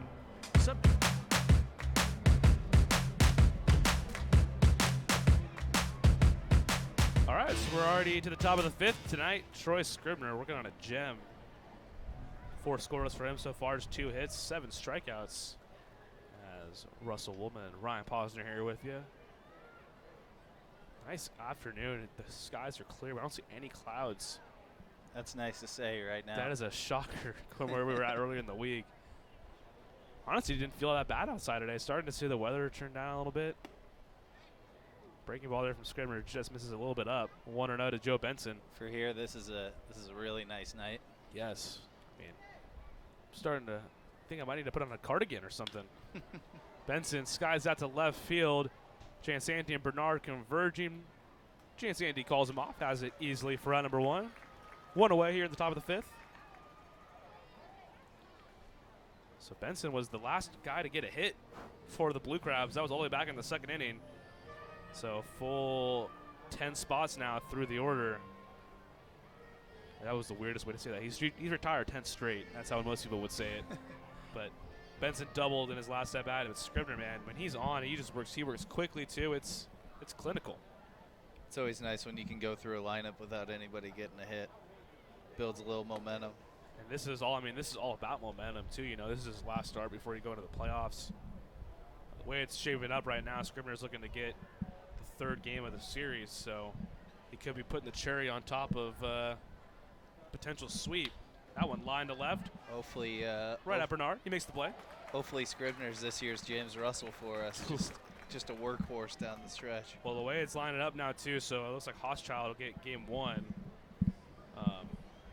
Potentially, nothing's finalized yet. This is the way the rotation is kind of assembling itself, but yeah, it'd be interesting to see. I think there's a couple of James Russells on the staff right now. I mean, Hochschild being one of them, man. His numbers have been stupid good since he joined the Skeeters. Beeler's doing Beeler things. And yeah, his health is the only thing you got to worry about because he had to leave the game a little early last night, but he should be okay. fingers crossed. But yeah, Hofstra's 4-0 with a 250 ERA and 9 starts. So, I mean, Russell was here all season long with us last year, son of Jeff Russell, former Cub. But how good was he in the postseason, though? As that one gets through, so 11 straight retired, and the Blue Crowds are finally going to get a hit here with 2 away in the 5th. I honestly don't remember what he did in the regular season, but I definitely will not forget what he did in the postseason. I mean, he threw a complete game in the Game 5 of the championship series, and the 4 games he pitched in the postseason, the Skeeters won all 4 of them. I mean, that was a Madison Bumgarner-esque kind of performance there in the postseason. Is he playing anywhere this year? Yeah, ball? he played in Mexico. He had a great year in Tijuana. Him and Michael Marriott both played down there this year. I mean, I talked to him last year. He's pretty comfortable playing in Mexico. He's played in a few different spots. I mean, you obviously, so there's a few incentives to play in Mexico over the Atlantic League. He had a good year. The Tijuana Toros. So like Marriott, he was telling me. So he lived in San Diego, and would commute to Tijuana is only about a 30-minute drive from the border. So that's a good spot to be in. Yeah. On the move is Witherspoon. The throw down from Stanley is a good one, and it is in time. Nice throw by Cody Stanley. Witherspoon caught stealing to end the inning, and another 0 goes up on the scoreboard for Troy Scribner and the Skeeters. We'll go to the bottom of the 5th. Skeeters out in front, 1-0. Texas Farm Bureau members get free tickets to Skeeters home games every Sunday all season long. Just show proof of your membership at the ticket office to get 2 free tickets to any Sunday home game while supplies last. Visit texasfarmbureau.org/sports to learn more about this offer and other benefits associated with your membership. This offer is exclusive to Texas Farm Bureau members and is only available while supplies last. So become a member today. Texas Farm Bureau Insurance, proud sponsor of the Sugarland Skeeters. At CertaPro Painters, we know that finding the right team for your painting project can be overwhelming. We want you to have the best experience as we help your home or business come to life. We strive to deliver on our promise of care and quality. With our professionals by your side, the process will be easy and convenient, leaving you time for what matters most, like watching the Skeeters. Visit CertaPro.com today to book your free estimate. That's CertaPro with a C, C-E-R-T-A Pro.com. We do painting, you do life. Memorial Hermann Sugarland Hospital has been named a recipient of the highly coveted 2016 Malcolm Baldrige National Quality Award, the nation's highest presidential honor for performance excellence. Memorial Hermann Sugarland was recognized for its outstanding commitment to sustainable excellence through innovation, improvement, and visionary leadership. Memorial Hermann Sugarland is the first Houston area healthcare organization to earn the prestigious Baldrige Award and only the 3rd in Texas. The Sugarland Skeeters are proud to partner with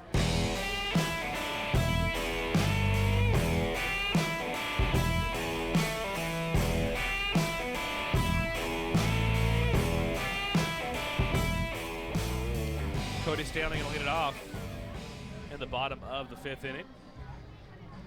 Got a Chet sighting at Constellation Field. It's a little inside joke. One of our former staffers, former operations guy. They always find their way back, huh? Always find their way back. He's just molding our youth at the A-Leaf ISD. He's a teacher now. It's good on him. 0-1 the count to Cody Stanley. Dustin Knight still out there as Troy Scribner has worked through 5 scoreless. Jason Martinson's RBI double in the bottom of the 2nd has held up. That one chopped to the right side. A nice stop by McAdams. Kind of a birthday hop there for him, and fires it on over there tonight in time, covering the bag for out number 1. It was like McAdams was kind of at the. He was that kind of a look what I found almost. Looked like it was going to be a lot tougher play than what it ended up being. I thought so as well. With 1 away, that'll bring up Jason Martinson. As in his last at bat, he had an absolute seed to center field over the head of Corey Vaughn and one hop the wall off the batter's eye there. Speaking of which, in just about any other ballpark, that's out of there too. Yes, I mean he hit it about 403 feet. He needed 405. Like it was an absolute rocket. I mean a straight line too. Not a lot of launch angle on that. And the way the wind blows in here. Absolutely. I mean, yeah, it's not an easy place to hit home runs. You really got to earn it. But a couple guys, you got Dennis Sips with 21, Martinson with 15. Didn't see that many guys put up this kind of home run numbers too. Juan Silverio at 14, Zach Bornstein at 16. Coco at 14 now. Yep, that one gets away. Martinson does not have any intention of stealing first base. We saw the first one. I don't know, were you here last night? Did you see that? Not for the Skeeters, but the first one at Constellation Field. Drawing a blank on now who it was. I believe it was Josh McAdams. He stole first base. Have the Skeeters even attempted one this year? Nope. I know they're playing old school. They don't. I don't think there's any intention as Martinson washes 4 pitches and he's aboard with a 2-out walk. 1-out walk, rather. But no, I don't think we're going to see that from the Skeeters this year or anytime soon. But it is what it is. Some teams have taken advantage of it. I know the Barnstormers have done it. Patriots have done it. Somerset had Jimmy Paredes do it, which is odd because Paredes is like, we saw him at a home run here. He's kind of a bat you think you'd want to keep in there just in case he can find a gap. And obviously these Blue Crabs, Tony Thomas was kind of first one. Yeah. His cleats are in the Hall of Fame. 0-1 to Javier Betancourt now. 1-out base runner Jason Martinson. Javier just about left the yard back on Wednesday night when the Patriots are in town. He's still looking for that first home run as a Skeeter, but it's been, with a regular playing time, really seeing him kind of flourish here of late. 1 for 3 last night, drove in a run on a sac fly. He's not afraid to swipe a bag either. 8 stolen bases on the year. Has not been caught. 1-1 is sky to right field, right at Witherspoon, who started in and almost let the one sail over his head, but makes the catch on the run for out number 2. And with 2 away, they'll bring up the Nard dog, Wynn Bernard. Somehow they've kept him without a hit, which, I mean, that's a feat in itself. 0 for 2. Travis Witherspoon sold out and made a diving grab in this first at-bat on a ball that probably was a hit 9 times out of 10. So we'll see if Bernard can extend that hit streak to 16 games. I guess he'll only have a chance to extend it to 17, but that one's up and in for a ball 1-0. At least he knows he has one more AB after this for sure, guaranteed. Yeah. 3 hits apiece for each team. Skeeters lead 1-0 here, bottom of the 5th, 2 down. It's Troy Scribner and Dustin Knight. Much like last night, Dallas Bueller and Daryl Thompson had a nice pitcher's duel. That one's in the dirt, 2-0. And Daryl Thompson still got it, bro. He still got it. Guy was drafted by the Montreal Expos. At 33 years old, he is still one of the Atlantic League's top pitchers. Still mowing Atlantic League batters down. He's got 2/3 of the Triple Crown. He's just ERA is the only one he doesn't have. That one is hit to right field at Witherspoon once again, and Witherspoon has it with ease for out number 3. So a 2-out walk from Jason Martinson. That is all the Skeeters get here in the bottom of the 5th. They lead 1-0. We're going to head to the 6th inning here on a beautiful Saturday evening at Constellation Field.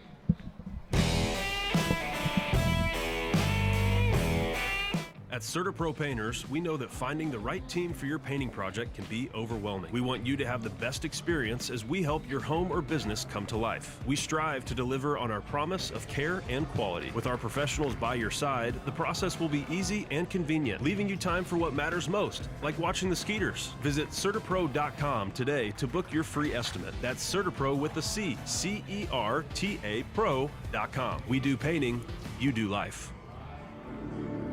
Memorial Hermann Sugarland Hospital has been named a recipient of the highly coveted 2016 Malcolm Baldrige National Quality Award, the nation's highest presidential honor for performance excellence. Memorial Hermann Sugarland was recognized for its outstanding commitment to sustainable excellence through innovation, improvement, and visionary leadership. Memorial Hermann Sugarland is the first Houston area healthcare organization to earn the prestigious Baldrige Award and only the 3rd in Texas. The Sugarland Skeeters are proud to partner with Memorial Hermann Sugarland.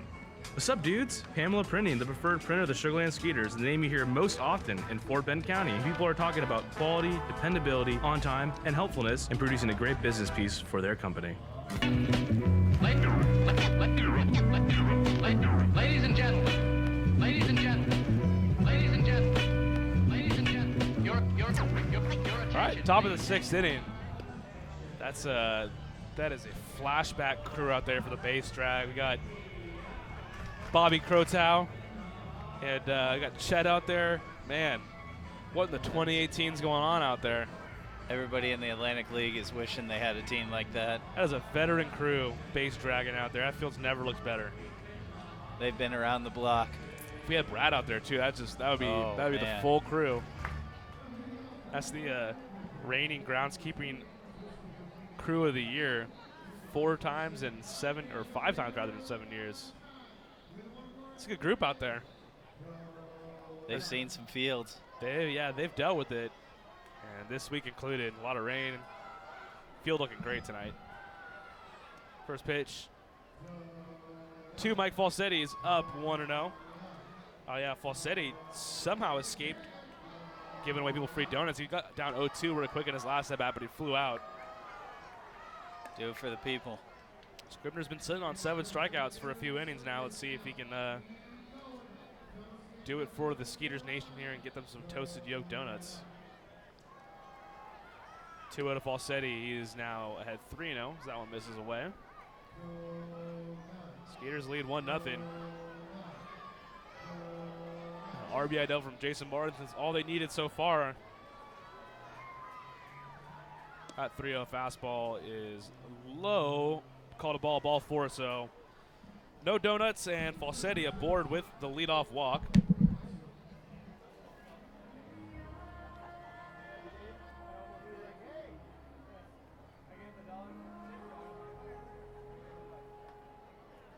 So with Falsetti aboard, it'll bring up the leadoff man, Ken Blackstone. 0 for 2, has struck out twice. Couldn't get the sombrero here in just the 6th inning. That'd be an early sombrero. He squares the bunt, and that one's scored. Albert Cordero, diving play. Albert Cordero makes the grab in foul territory, sells out. My goodness. Hang a star on that play. What a job by Albert Cordero right there. Stealing a bunt attempt away from Ken Blackstone. You see that one, big fella? I did. I had to go save our people over there in the press box. Oh, okay. Good call. Good call. They broke a door handle in there. Oh, no. They can't get out. They're trapped in. Oh, yeah, the door handle has been a little wonky, but, man, what a play by Albert Cordero. Start that one in your scorebook there. So with 1 down, that'll bring up Edwin Garcia. Nothing better than thwarting a sac bunt attempt. I mean, you're already giving up an out, and then when you don't get the bunt down, it's like almost like you gave up 2 outs in essence, but 1 down here, and Garcia, who has one of the 3 hits for the Blue Crabs, starting 1 for 2. There's the hook. The Uncle Charlie drops in there 0-1. And it is a beaut. We saw Darryl Thompson rely on that pitch a lot last night, too. Him and Scribner very similarly have just that, north-south. Thompson's curveball was clocked as low as 67 miles per hour last night. I mean, you don't see that all too often. When a guy's got a good 12-6, there's nothing better to watch.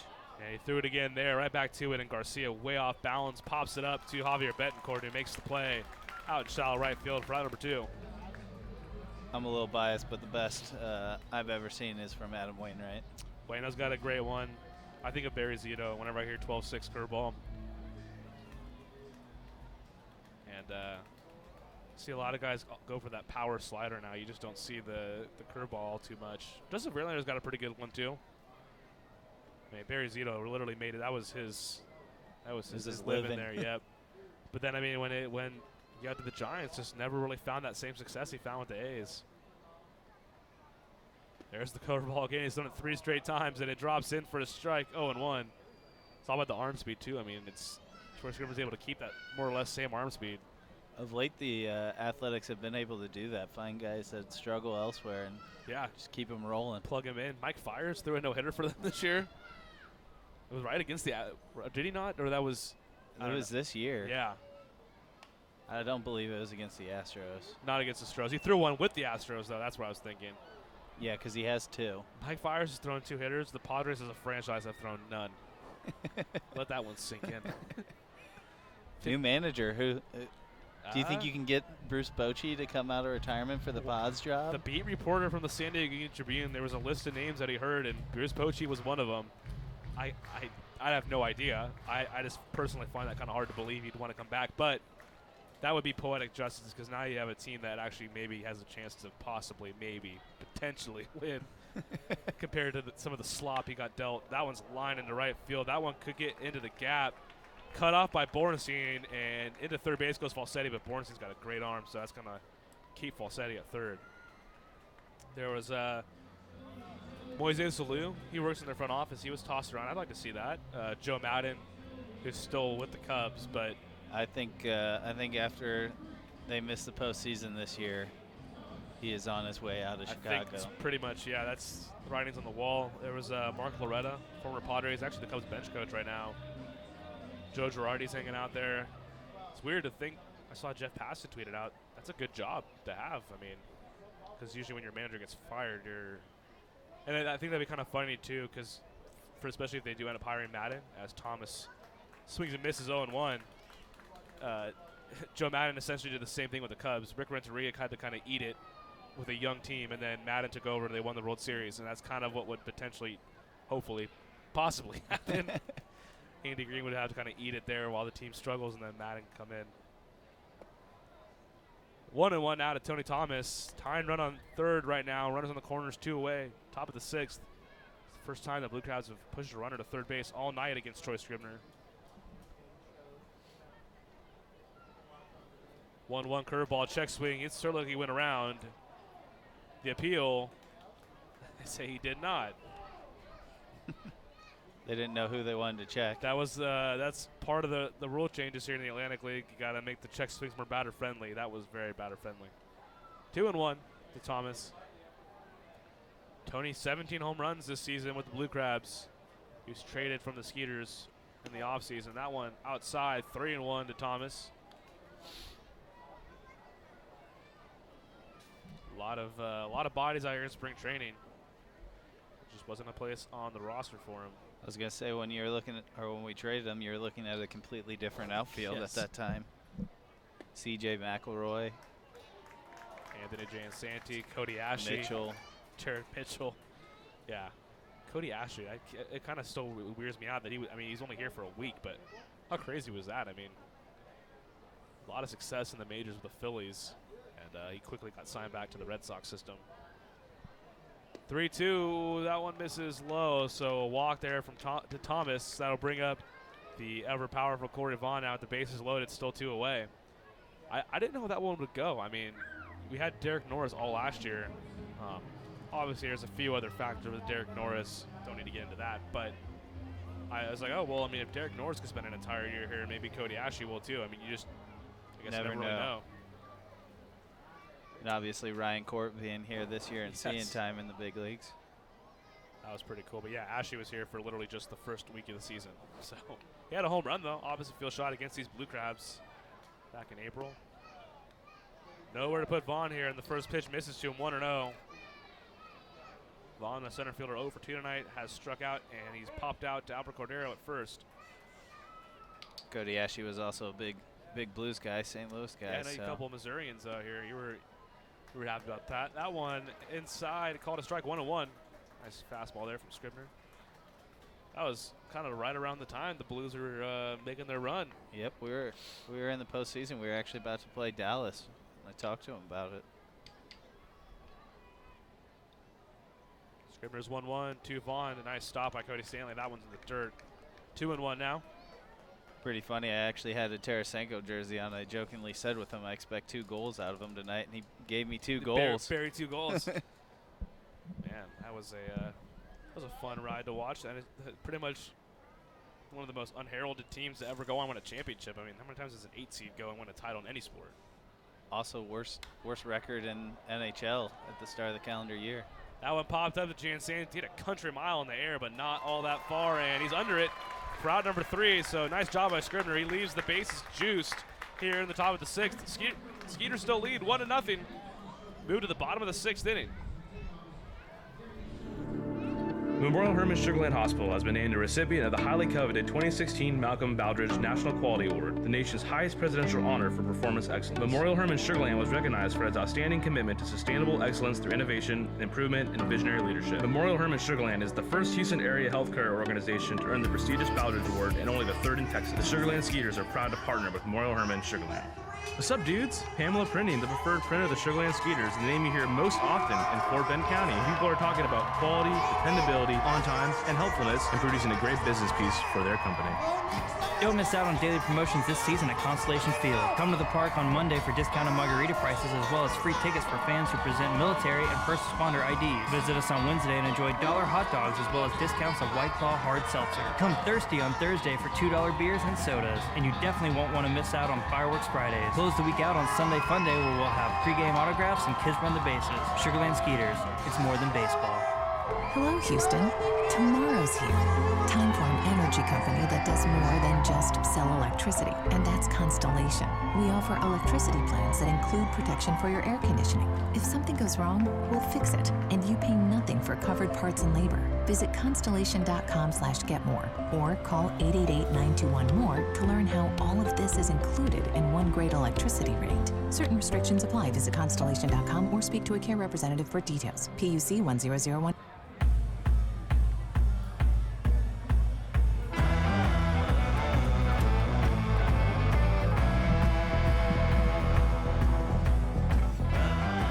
Sugarland going to lead it off here in the bottom of the sixth. It's funny, Russell, I just watched him. He was eyeing Tony Thomas, and now they're like a little cat and mouse game. Tony Thomas was jokingly, like, literally standing with his right foot on the line.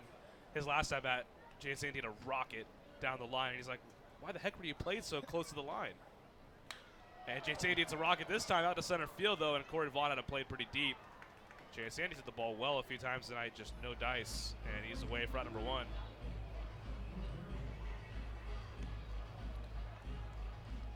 It's been all starters tonight. Both of them have pitched into the sixth inning. Troy Scribner's through 6 scoreless, and looks like Daniel Gibson's getting warm. I feel like it might be at the end of the line for Scribner. Let's see how many pitches he's at. As Albert Cordero steps on in. Scribner at 86 pitches. Coco hits that high, fairly deep right field. Don't think it has the distance, though. Witherspoon, a few steps in front of the track, makes the play. That one maybe just a notch or two lower on that launch angle, and that one might have sailed out of here. Tough to go that way, too. And luckily, though, with the wind not blowing all that hard, but once you hit it up into that wind stream up there, it's going to probably get knocked down. Cordero and Giansanti have both hit the ball well all night. Coco, the only one with a hit, though, had a single back in the first. So I bring up Dennis Phipps. He's reached with a walk over one, and Phipps, he hits that one to left field. I don't think Benson sees it at all, and now I think he's tracked it. And luckily for him, he wasn't all that far away from it as he makes the play for out number 3. So a couple, or 3, well-struck balls this inning for the Skeeters, but they go down in order on just a handful of pitches. Just like that, we're going to the 7th inning. Skeeters still hanging on to a 1-0 lead.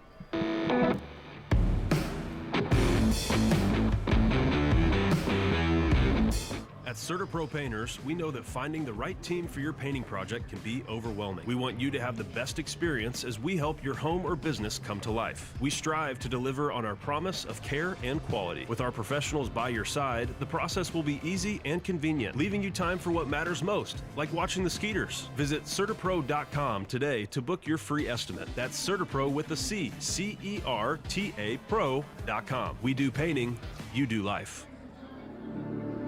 Memorial Hermann Sugarland Hospital has been named the recipient of the highly coveted 2016 Malcolm Baldrige National Quality Award, the nation's highest presidential honor for performance excellence. Memorial Hermann Sugarland was recognized for its outstanding commitment to sustainable excellence through innovation, improvement, and visionary leadership. Memorial Hermann Sugarland is the first Houston area healthcare organization to earn the prestigious Baldrige Award and only the 3rd in Texas. The Sugarland Skeeters are proud to partner with Memorial Hermann Sugarland. What's up, dudes? Pamela Printing, the preferred printer of the Sugarland Skeeters, the name you hear most often in Fort Bend County. People are talking about quality, dependability, on time, and helpfulness in producing a great business piece for their company. Don't miss out on daily promotions this season at Constellation Field. Come to the park on Monday for discounted margarita prices as well as free tickets for fans who present military and first responder IDs. Visit us on Wednesday and enjoy $1 hot dogs as well as discounts of White Claw hard seltzer. Come thirsty on Thursday for $2 beers and sodas. And you definitely won't want to miss out on Fireworks Fridays. Close the week out on Sunday Fun Day where we'll have pregame autographs and kids run the bases. Sugarland Skeeters, it's more than baseball. Hello, Houston. Tomorrow's here. Time for an energy company that does more than just sell electricity, and that's Constellation. We offer electricity plans that include protection for your air conditioning. If something goes wrong, we'll fix it, and you pay nothing for covered parts and labor. Visit constellation.com/getmore or call 888-921-MORE to learn how all of this is included in one great electricity rate. Certain restrictions apply. Visit constellation.com or speak to a care representative for details. PUC 10014. Plan your next group outing at beautiful Constellation Field. Looking to celebrate a birthday, host a large-scale event like a company party, or just looking to bring a large group to watch a baseball game? Constellation Field has you covered. We have several birthday packages as well as seating options that include our party suites and picnic plaza, as well as the field plaza to best accompany your group. Visit sugarlandskeeters.com or call us at 281-2...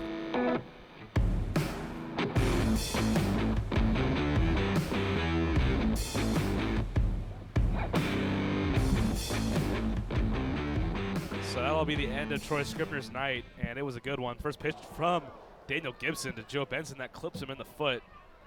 And one pitch and a hit by pitch here in the top of the 7th. Let's get that final line on Troy Scribner. 6 innings, just 4 hits. Did not allow a run. So Troy Scribner, Russell, has pitched 19 innings against the Blue Crabs this year. Did not allow a single run. That is a blue crab killer right there, Troy Scribner. And he's in line for the win. He struck out 7 batters, which for him is kind of just par for the course. A great outing for Scribner. And we'll see if Gibson can get a hold here in this inning.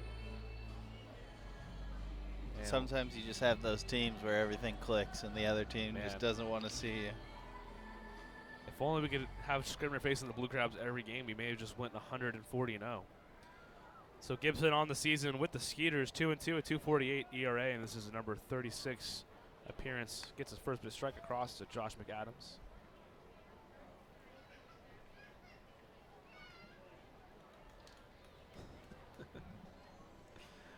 Oh, and 1 to McAdams. He's 0 for 2 tonight. A couple of flyouts to Wyndham Bernard in left field. Gibson goes right back inside there, kind of ties up McAdams 0-2.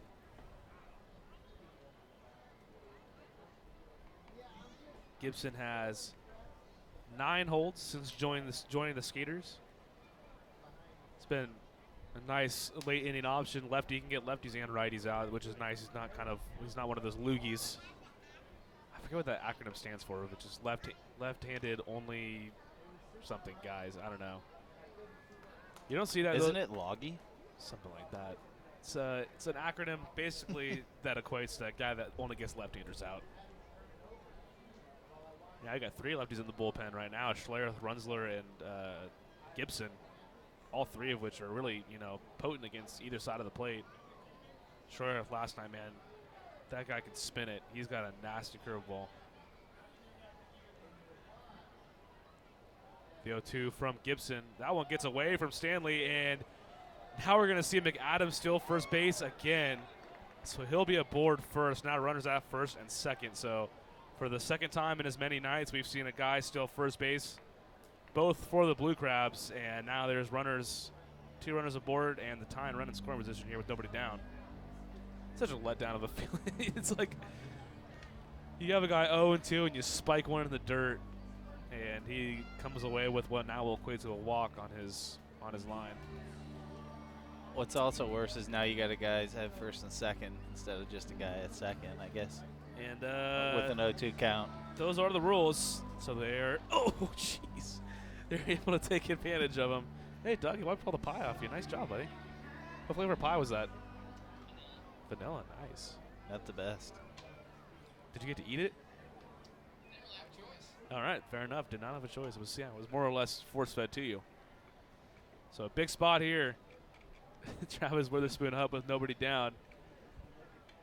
And see if Gibson can work the tightrope here. Cordero expecting a bunt here. Silverio playing in as well. They do square, popped up, but into the sweet level. Sounds like somebody made a nice play up there. Coco's already made a nice play on a bunt foul attempt tonight, diving, and he robbed was Kent Blackstone last inning, as a matter of fact. Also with the new rules, this guy's now technically has 3 chances to get it down as well. That one we've seen a lot too, not from the Skeeters again though, but we saw that a lot. I've seen that one. I didn't think that would come into play as much, but The Barnstormers especially, they had a lot of guys who took advantage of that. 0-1, squaring a bunt is Witherspoon and fouled off, so 0-2, but he's going to have at least one more chance to bunt this if, you know, he can obviously try for 2 more, but really, this is how the 9th inning was for the Skeeters, you know, that's when McAdams stole first base, so it was a hit by pitch to lead off the inning and then steal first base. It's like, if you're Gibson, it's kind of got ambushed there more or less. Yeah. See if we can get a ground ball or get Witherspoon to maybe pop this bunt up. Still nobody warming up, so it's going to be his inning to get out of it, at least for now.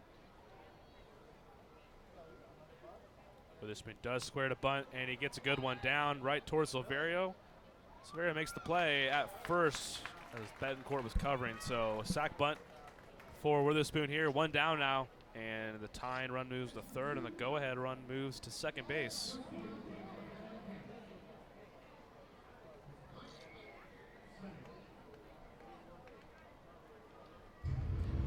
And it'll be the 9-hitter, Mike Falsetti. So donuts on the line, the score on the line.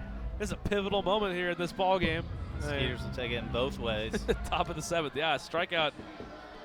You know, you save the run and you get some donuts. So let's see if Gibson can pull it off here. Falsetti 0 for 1 with a walk so far tonight. Infield playing in for the Skeeters. That one low and inside. Nice stop by Cody Stanley. 1-0. Gibson traded by the Rockers to the Skeeters right around the All-Star break. And with the Rockers 1-0 with 3.48 ERA, but his ERA is a whole point lower since joining the Skeeters, 2.48. And now with his 36 appearances. It's not a comfortable AB for righties right now. He's inside. He's working in, yeah, a lot. We saw him hit Benson with the first pitch, but I mean, that's good. Good on him. He's still not letting that deter him from working in. Former Florida Gator. I know they had a game against Tennessee. It looked like that one was getting ugly quickly. I don't know where that ended, but Tennessee is in a rough spot in terms of football. Yeah, 2-1 the guy. Yeah, their basketball team had a great season. Rick Barnes, but football they're spiraling a little bit under Jeremy Pruitt. He might not make it out of the season the way it's going. Yeah, they lost to somebody pretty bad week 1, right? They lost to Memphis, I think. Oof. 2-1 to Falsetti. Chops that left side out of play. Silverio gave it a look. Or it was like Georgia Southern, wasn't it? Yeah, it was somebody who not in your wildest dreams would ever be. It was probably a pay to play game too. Yeah, 34-3 the final on that one. Rough scene for Tennessee. Hate to see it. Yeah, they lost to Georgia State in their opener. They also lost to BYU this year. Oh my gosh, yeah. 2-2. That one swung on a miss. So donuts and a big strikeout for Daniel Gibson here for out number 2. That is one of my favorite promotions this year. It's intimidating. It's fan interacting. Yeah, and it involves donuts. Everyone likes donuts. So now 2 away, and Kent Blackstone, the leadoff man coming up. Now you got a lefty on lefty spot here too, with 2 away. Tennessee around that, they beat the snot out of Chattanooga though, 45-0. So Chattanooga, I guess that's the baseline of where we can still get blowouts from Tennessee. Save Jeremy Pruitt's job for this week. Chattanooga, I know of at least one Hall of Famer that attended that college. But he played basketball there too. Terrell Owens. That one drops in for a strike. Nice bender there from Daniel Gibson. Gibby's ahead 0-1. That's my quarterback. That's my quarterback. Except for he didn't attend his own Hall of Fame ceremony though, which was very Terrell Owens-esque. Very Terrell Owens-esque. Although Antonio Brown's making Terrell Owens look like Mother Teresa lately. 0-3. 0 for 3 rather was the line for Ken Blackstone, and he swings and misses with that one. Now he's down 0-2. I think Antonio Brown got himself a 30 for 30 just in the last 2 months alone. Yeah, I think they already started the pre-production on that one. So Gibson 1 strike away from working out of trouble here. Blue Caps have runners in second and third with just 1 down. The 0-2. Fastball painted. Call strike 3. Daniel Gibson. Nicely done. pair of strikeouts to strand a runner on third base.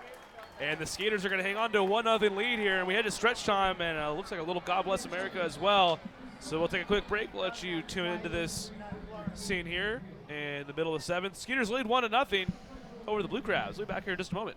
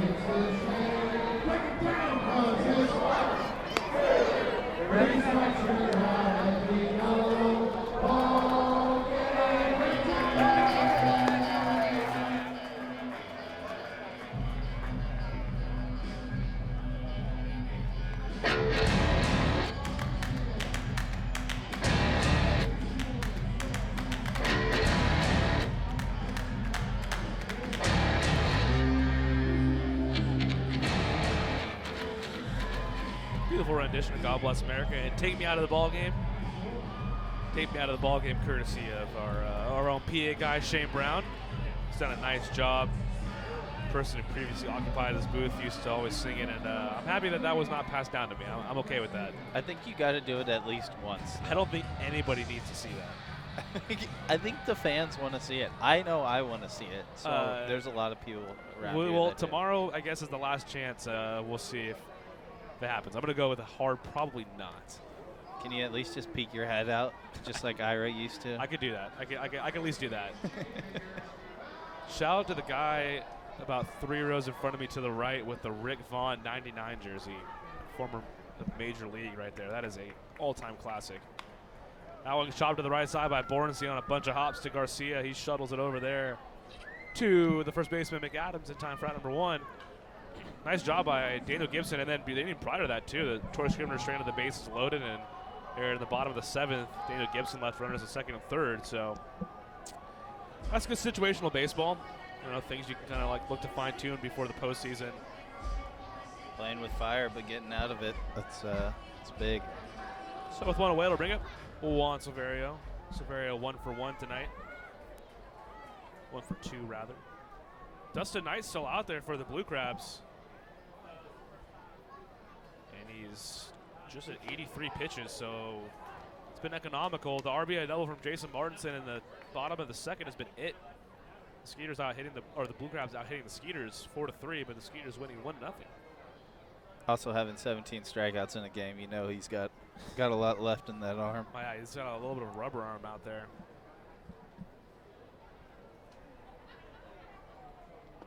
Wright played his college ball out here in Texas, UT Pan America. Other in Edinburgh, Texas, I believe. That's on the other side of the state, west side. Old West Texas. 1-1 to Silverio. Takes slow and away, called a strike though, 1-2. Silverio, like many of his fellow teammates, have been just hit the cover off the ball in the month of September. This has by far been the Skeeters' best month offensively, and Silverio 292 this month. Check that. Silverio 371 this month. A little bit of a difference there as that one's taken low and away. He's had a couple home runs, 8 RBIs. Nobody better than Wynton Bernard, though. Bernard came in just 3 points away from 400 this month. And he's stolen 14 bases, has not been caught once. 2-2, though, the count to Silverio. See if the Skeeters can add a little insurance here in the bottom of the 7th. Breaking ball swung on a miss by Silverio. He is down on strikes. And 2 away now here in the bottom of the 7th. They'll bring up Cody Stanley.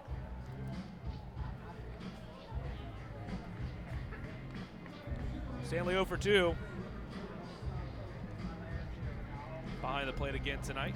Started catcher in each of these first 2 games in the final series of the year. I have a feeling that's going to be the rest of the way with no DJ Peterson. Yes, I mean that's pretty much it right now. I mean Peterson and Phipps were kind of flipping off at first base, and now it seems like Coco's at first, and then he'll give Stanley a blow. You know, if like a night-day game, like we'll see tomorrow. Yeah.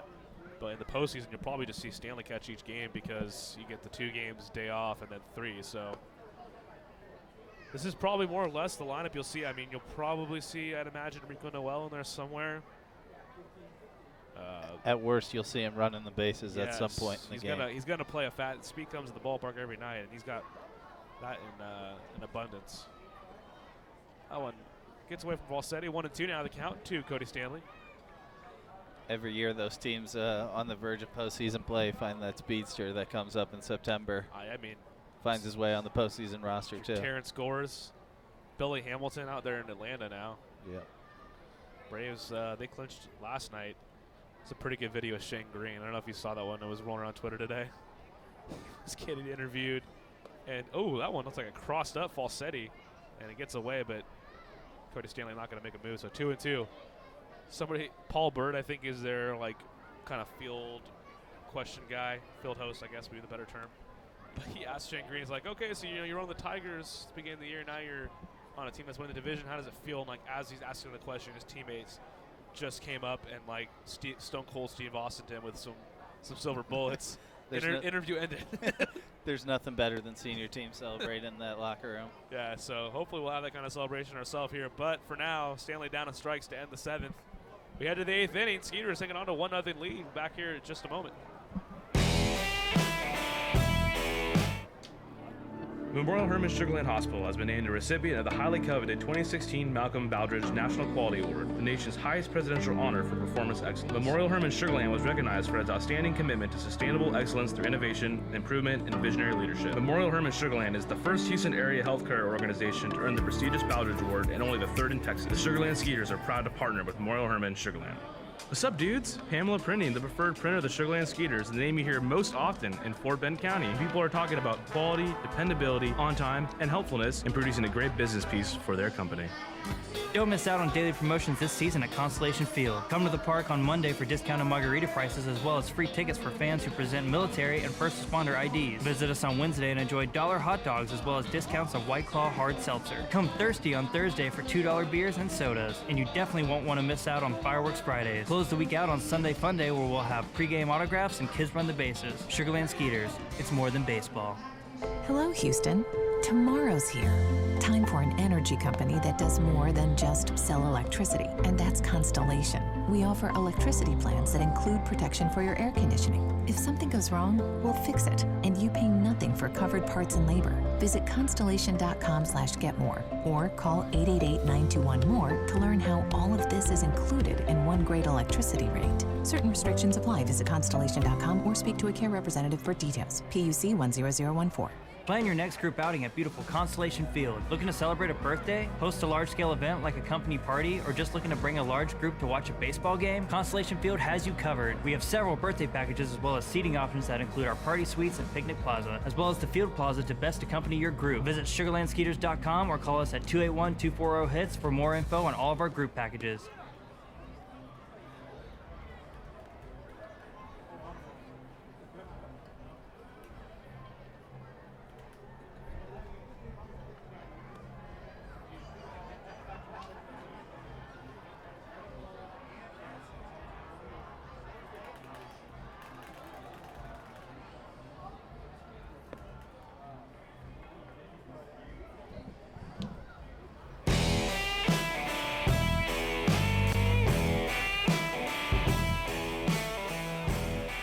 Nothing lead for the Skeeters. We're into the top of the 8th inning, and it'll be Josh Martin, the big right-hander from Alabama, coming on in.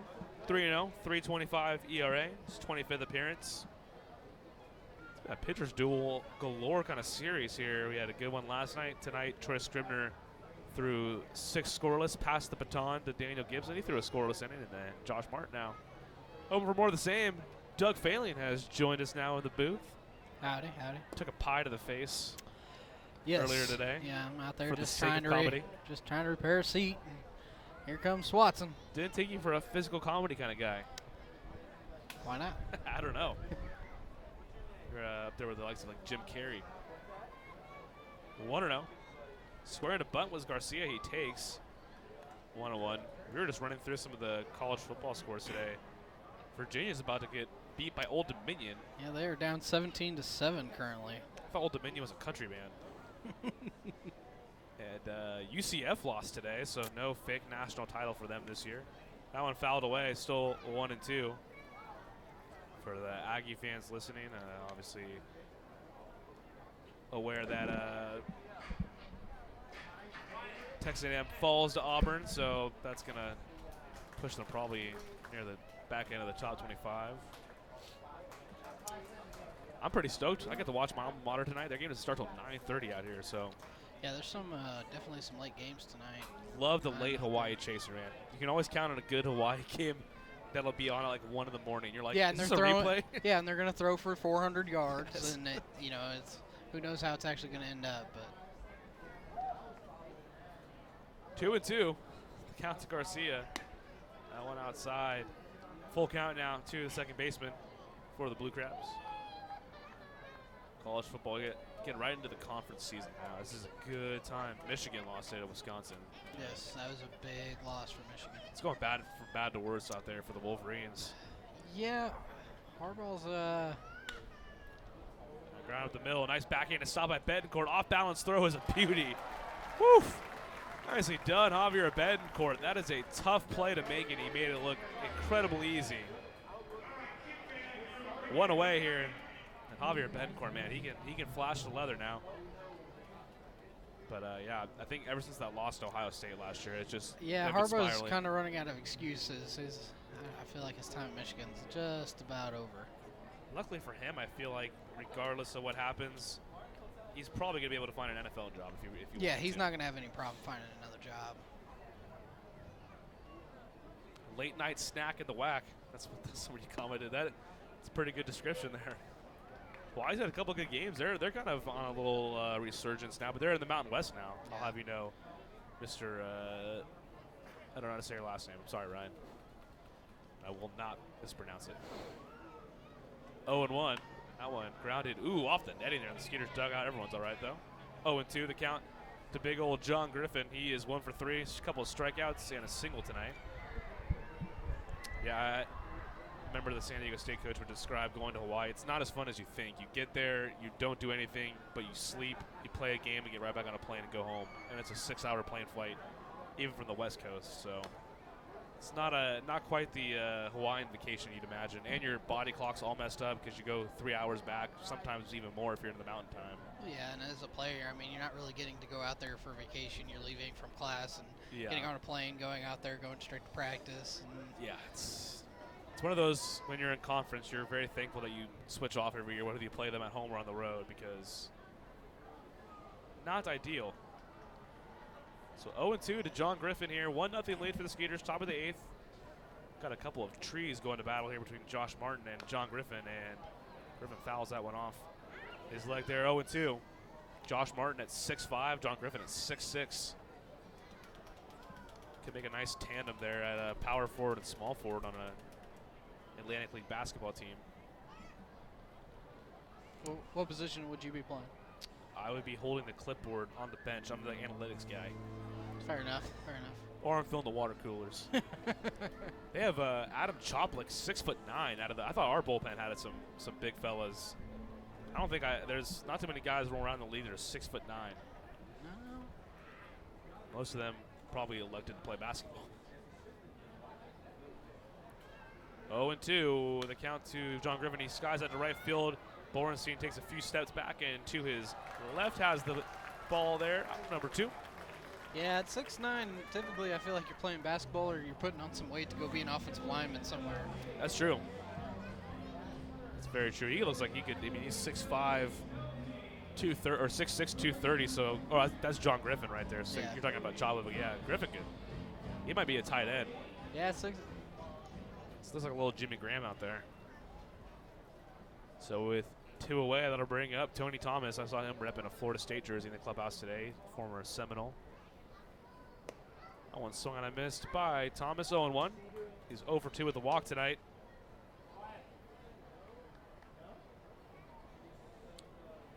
See if he can keep his bat at bay. He had a 3-hit game last night, including a double that knocked the panels out of the manual scoreboard.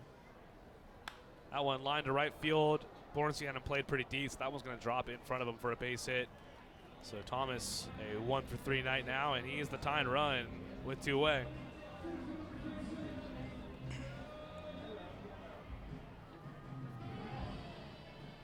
And with 2 away, that'll bring up Corey Vaughn. Troy Scribner's last out was Corey Vaughn. He got him to fly out to center field with the bases loaded to end the 6th. That's not a guy you want to come up and see with the bases loaded, but good on Scribner to dance out of trouble. Hey, good on Daniel Gibson last inning to work out of some trouble. Yeah, 2 away here. It's Josh Martin looking to get himself a hold. Vaughn swings at the first pitch and chops it left side foul, 0-1.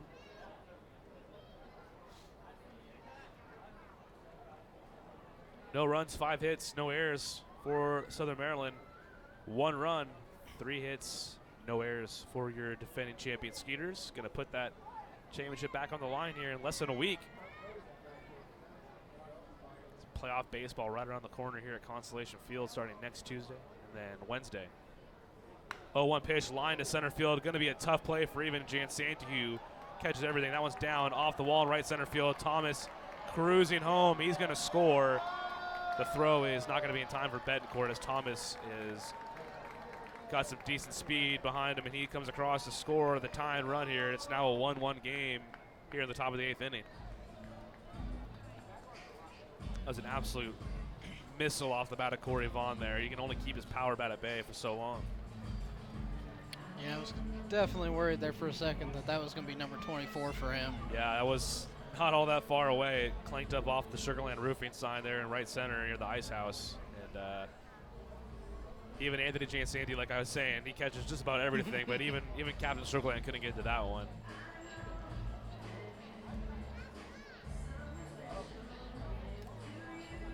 So a little mound visit there just to go over some signs between Martin and Stanley.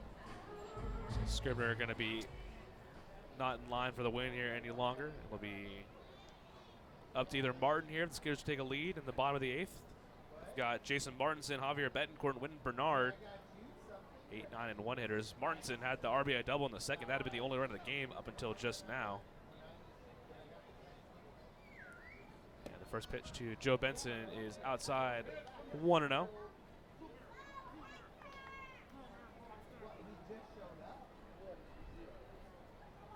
Benson had a double off the manual scoreboard coming back in the second inning.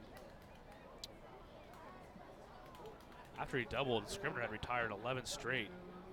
Great outing from Troy Scribner tonight. That one fouled off Benson, who used to play out here in Constellation Field as a Skeeter, 2015 and 2017.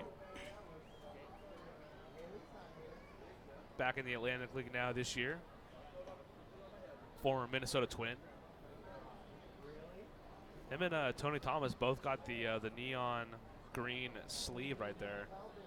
It's an interesting look. It's a Yoenis Cespedes, Marcelo Ozuna on the Cardinals does that too. It doesn't really matter what kind of. I guess it technically matches with anything, more or less. But I haven't seen that all too often here. I think there's the only two guys I've seen with that in this league. 1-1 grounded foul left side. So now 1-2. See if Martin can put away Benson here and get the Skeeters back into the dugout with a tie ball game.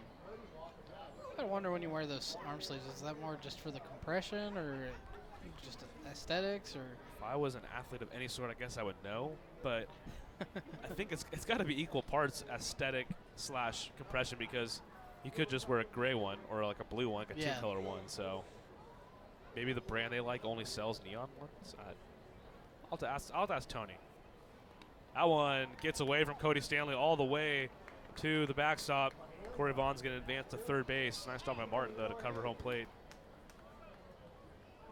When I say nice job, I saw a clip of the Orioles recently. It's been just a tumultuous year for the Baltimore Orioles. They were playing the Dodgers, and pass ball, runners second and third. Obviously, the runner on third comes in to score. The pitcher did not even make a move to home plate, and the runner from second came across to score, too.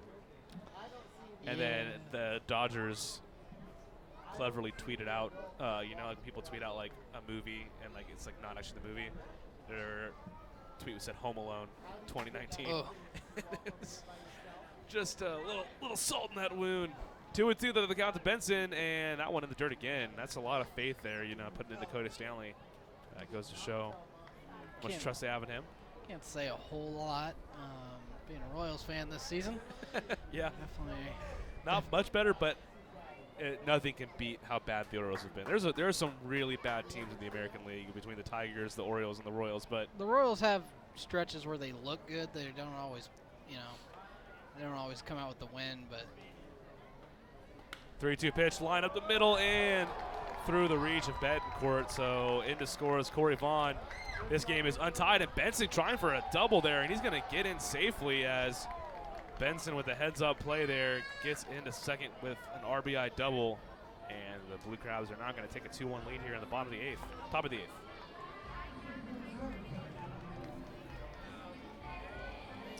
So Martin got the first two outs of the inning, then a single from Thomas, and then back-to-back doubles from Corey Vaughn and now from Joe Benson, and just like that, the Blue Crabs have taken the lead.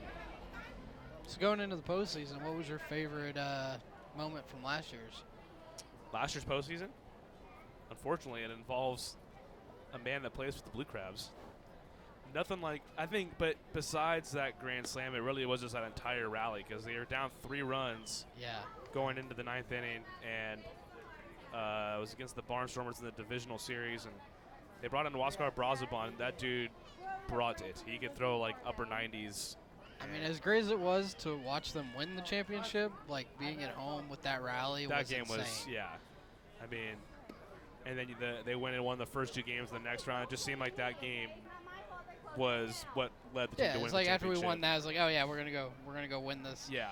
I mean, Matt Chavez, Anthony Giansanti, with home runs in the bottom of the 9th. I mean, that's huge. I mean, last year the Skeeters were by far the most dominant team in the league, and you're seeing it.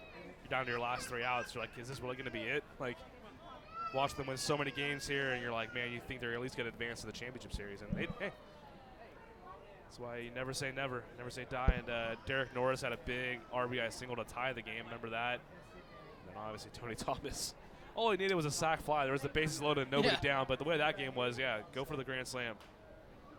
Grand slam, and let's go party.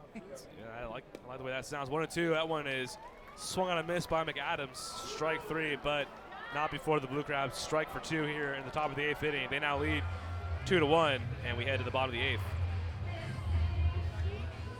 At CertaPro Painters, we know that finding the right team for your painting project can be overwhelming. We want you to have the best experience as we help your home or business come to life. We strive to deliver on our promise of care and quality. With our professionals by your side, the process will be easy and convenient, leaving you time for what matters most, like watching the Skeeters. Visit CertaPro.com today to book your free estimate. That's CertaPro with a C, C-E-R-T-A Pro.com. We do painting, you do life. Memorial Hermann Sugarland Hospital has been named a recipient of the highly coveted 2016 Malcolm Baldrige National Quality Award, the nation's highest presidential honor for performance excellence. Memorial Hermann Sugarland was recognized for its outstanding commitment to sustainable excellence through innovation, improvement, and visionary leadership. Memorial Hermann Sugarland is the first Houston area healthcare organization to earn the prestigious Baldrige Award and only the third in Texas. The Sugarland Skeeters are proud to partner with Memorial Hermann Sugarland. What's up, dudes? Pamela Printing, the preferred printer of the Sugarland Skeeters, the name you hear most often in Fort Bend County. People are talking about quality, dependability, on time, and helpfulness in producing a great business piece for their company. Don't miss out on daily promotions this season at Constellation Field. Come to the park on Monday for discounted margarita prices as well as free tickets for fans who present military and first responder IDs. Visit us on Wednesday and enjoy $1 hot dogs as well as discounts of White Claw hard seltzer. Come thirsty on Thursday for $2 beers and sodas. And you definitely won't want to miss out on Fireworks Fridays. Close the week out on Sunday Fun Day where we'll have pregame autographs and kids run the bases. Sugarland Skeeters, it's more than baseball. Hello, Houston. Tomorrow's here. Time for an energy company that does more than just sell electricity, and that's Constellation. We offer electricity plans that include protection for your air conditioning. If something goes wrong, we'll fix it, and you pay nothing for covered parts and labor. Visit constellation.com/getmore or call 888-921-MORE to learn how all of this is included in one great electricity rate. Certain restrictions apply. Visit constellation.com or speak to a care representative for details. PUC 10014.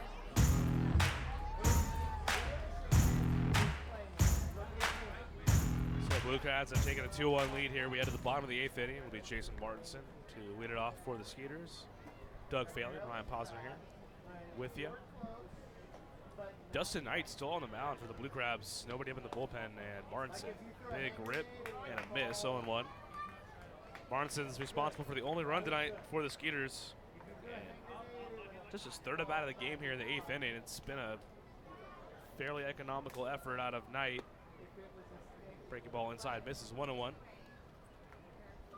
Martinson doubled for the only run of the night for the Skeeters in the second, and then walked in the 5th.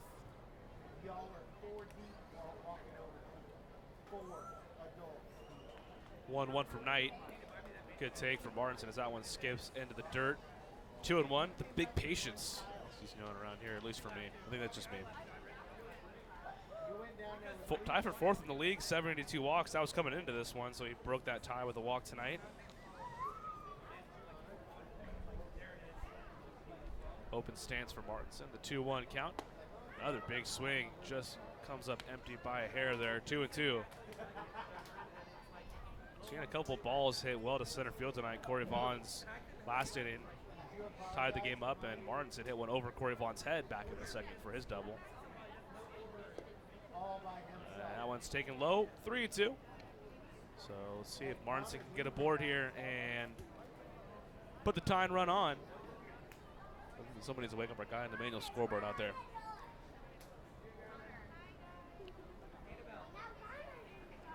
Full count pitch from Knight. That one sky to left field. Coming on is Benson, and on the run. He had to go a long way for that one, but he does come down with it for out number 1. Another break of the 9-hitter, Javier Betancourt with one away. He's 0 for 2 tonight. Javier getting a lot more playing time here as the season's winded down.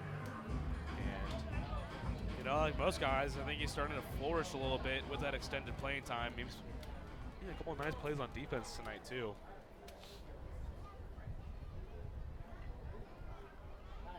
First pitch from Knight. To Betancourt, it's a rocket fair down the left field line into the corner. Betancourt going to take the turn. He wants to. He'll get to. A one-out double from Javier Betancourt. That sounded great off the bat. And now the tying runs to scoring position here with one down.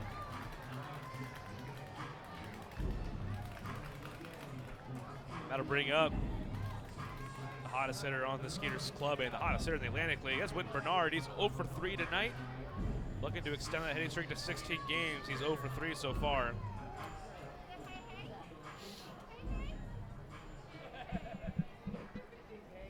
And tonight hitting .319. Stolen 32 bases on the year. Man, if he had a full season, he would have been interesting to see what kind of numbers he could have put up. First pitch to Bernard, he got the fastball in and rips at it, but misses it 0-1.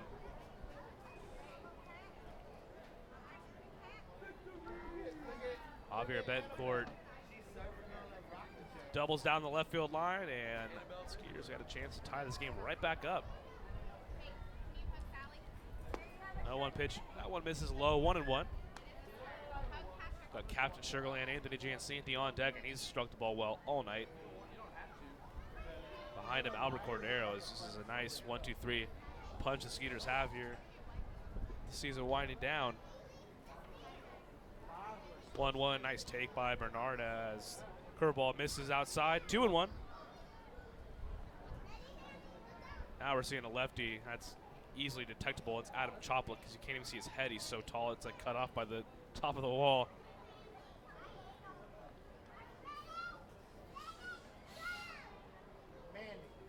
Last night it was James Dykstra, the former Skeeter. He came in and blew the save for the Blue Crabs. Mind your business, as a Hank Sr. said. 2-1, the count to Bernard here with one away in the bottom of the 8th. That one crushed, but foul left side, a long strike. Yeah, in reference to Dykstra, we're always appreciative when our Skeeters alumni come back and give us a hand. Yeah, there we go. Got a feel on this team. Got Joe Benson, Tony Thomas, and James Dykstra. Dykstra's the only one who's actually played for the Skeeters this year, though. And yeah, he knocked him around a little bit last night. A 3-run 9th inning to win, so Skeeters kind of in a comfortable spot, you could say, right now on the comeback effort. Curveball there, hung a little bit. Bernard out in front of it and is able to stay alive. The count's still 2-2. Check back in at where Mr. Knight is on his pitch count. That was number 105 there, so he's into triple digits.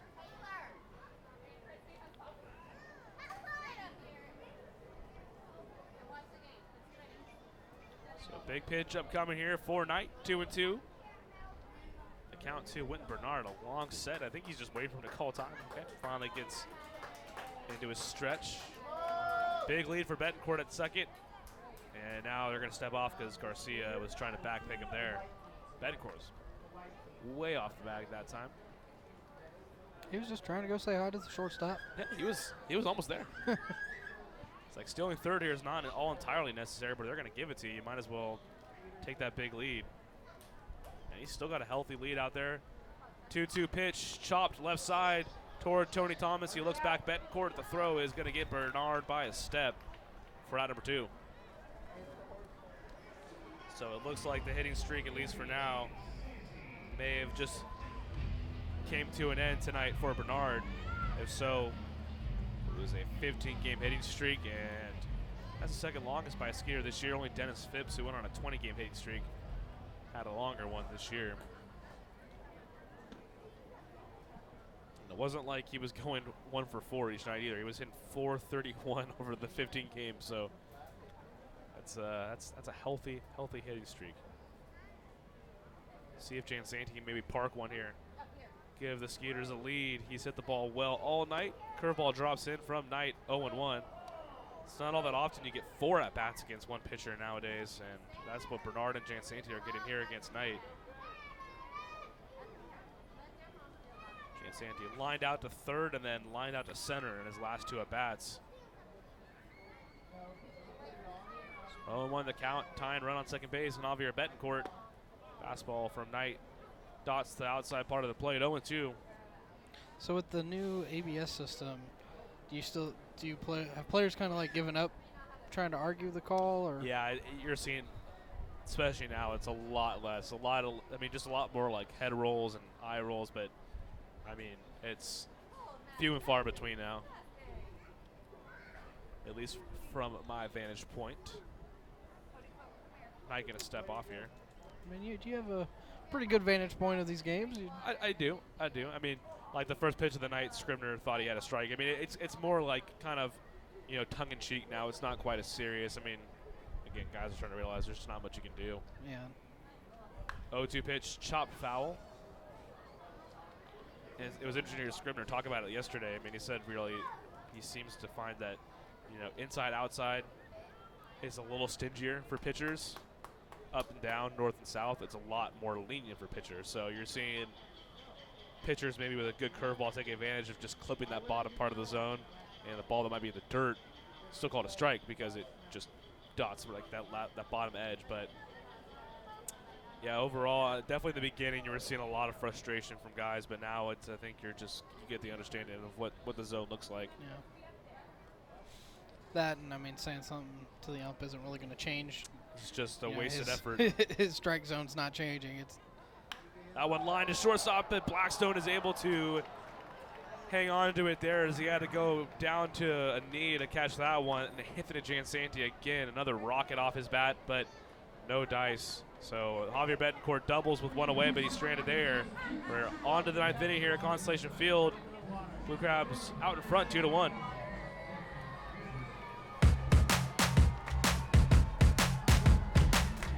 At CertaPro Painters, we know that finding the right team for your painting project can be overwhelming. We want you to have the best experience as we help your home or business come to life. We strive to deliver on our promise of care and quality. With our professionals by your side, the process will be easy and convenient, leaving you time for what matters most, like watching the Skeeters. Visit CertaPro.com today to book your free estimate. That's CertaPro with a C, C-E-R-T-A Pro.com. We do painting, you do life.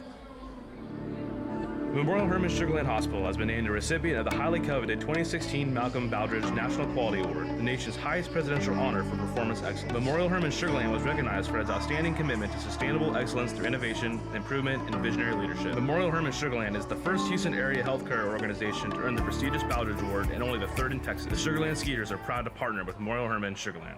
What's up, dudes? Pamela Printing, the preferred printer of the Sugarland Skeeters, the name you hear most often in Fort Bend County. People are talking about quality, dependability, on time, and helpfulness in producing a great business piece for their company. Don't miss out on daily promotions this season at Constellation Field. Come to the park on Monday for discounted margarita prices as well as free tickets for fans who present military and first responder IDs. Visit us on Wednesday and enjoy $1 hot dogs as well as discounts of White Claw hard seltzer. Come thirsty on Thursday for $2 beers and sodas. And you definitely won't want to miss out on Fireworks Fridays. Close the week out on Sunday Fun Day where we'll have pregame autographs and kids run the bases. Sugarland Skeeters, it's more than baseball. Hello, Houston. Tomorrow's here. Time for an energy company that does more than just sell electricity, and that's Constellation. We offer electricity plans that include protection for your air conditioning. If something goes wrong, we'll fix it, and you pay nothing for covered parts and labor. Visit constellation.com/getmore or call 888-921-MORE to learn how all of this is included in one great electricity rate. Certain restrictions apply. Visit constellation.com or speak to a care representative for details. PUC 10014.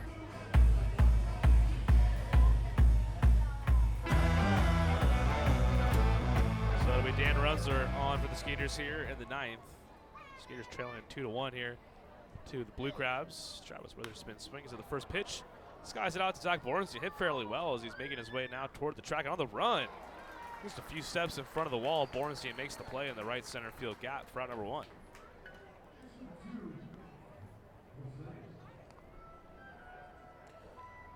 So Dan Runzer, the pitching coach, also the active left-hander on the Skeeters roster. This is appearance number 16 for him. Great numbers. No record, a 123 earned run average.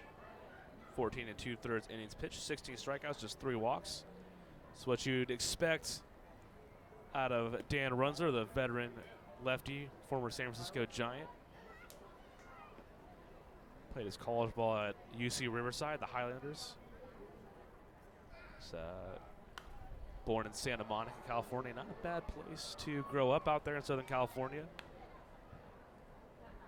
Was with the Pawtucket Red Sox earlier this year and was with the Skeeters all of last year and led the team in appearances, was, an absolute anchor in that bullpen. Check swing there from Falsetti. They say he went around 1-2. Falsetti 0 for 2 tonight has walked, flown out, and struck out. Strikeout coming in his last at bat to end the 7th inning. Up and in, taken for a ball now, 2-2 to the catcher for the Blue Crabs.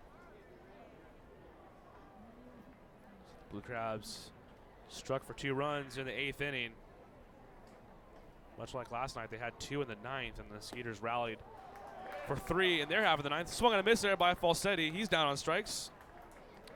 Quickly 2 away here in the 9th inning for the Skeeters. So it'll be Albert Cordero, Dennis Phipps, and Zach Borenstein for the Skeeters in the 9th inning. That's a ton of power right there. And certainly one of those guys has the capability of getting a hold of one to tie it up, potentially win it if they can get a runner on in front of them. That one swung on a miss by Blackstone, 0-1.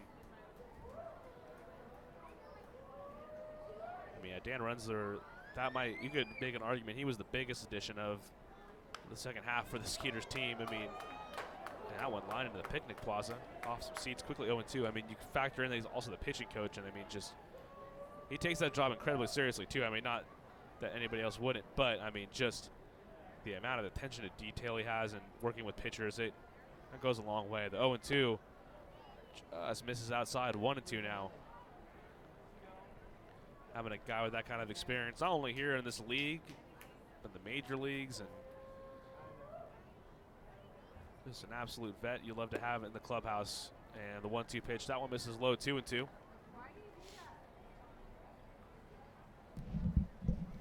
Dougie Phelan back in the booth now. Brief exodus.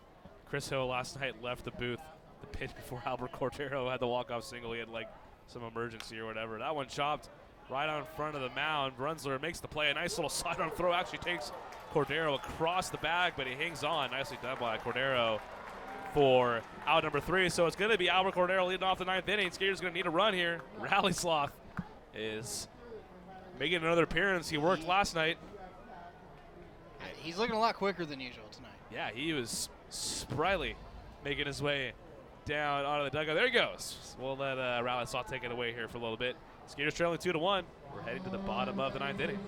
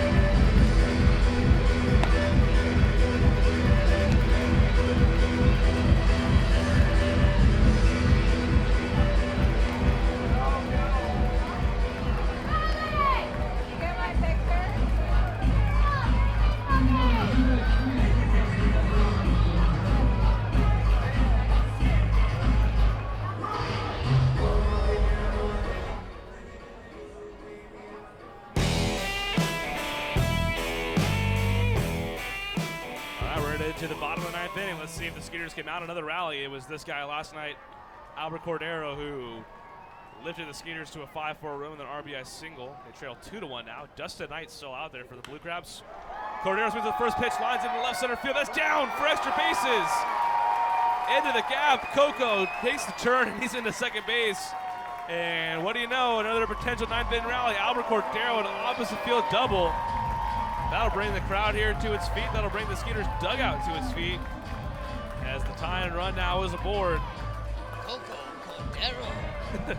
He is on some kind of tear right now, man. It's fun to watch him when he's...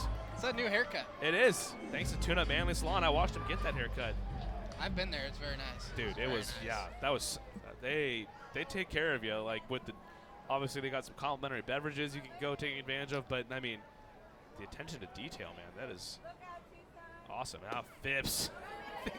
Dennis Phipps had one thing on his mind there, and that was to send the team home with a 2-1, with a 3-2 win. He missed it though, but if he hit it was definitely on his mind. That might have landed on the roofs of the apartments beyond left field if he actually connected with that. Could have broken the sound barrier if he hit that. 0-1. The count to Phipps. That one is inside. Taken for a ball, 1-1. So Albert Cordero, after hitting the walk-off single in the 9th inning last night, starts the 9th inning off with a double. Skaters needing just a run here, not as many as last night. The 1-1 count to Phipps, and looks like there may have been a pickoff attempt, but they like to not go that way, and the pitch gets in there for a strike, 1-2. Choplik still getting loose in the Blue Crowds bullpen, but they're trying to let Knight finish this one out.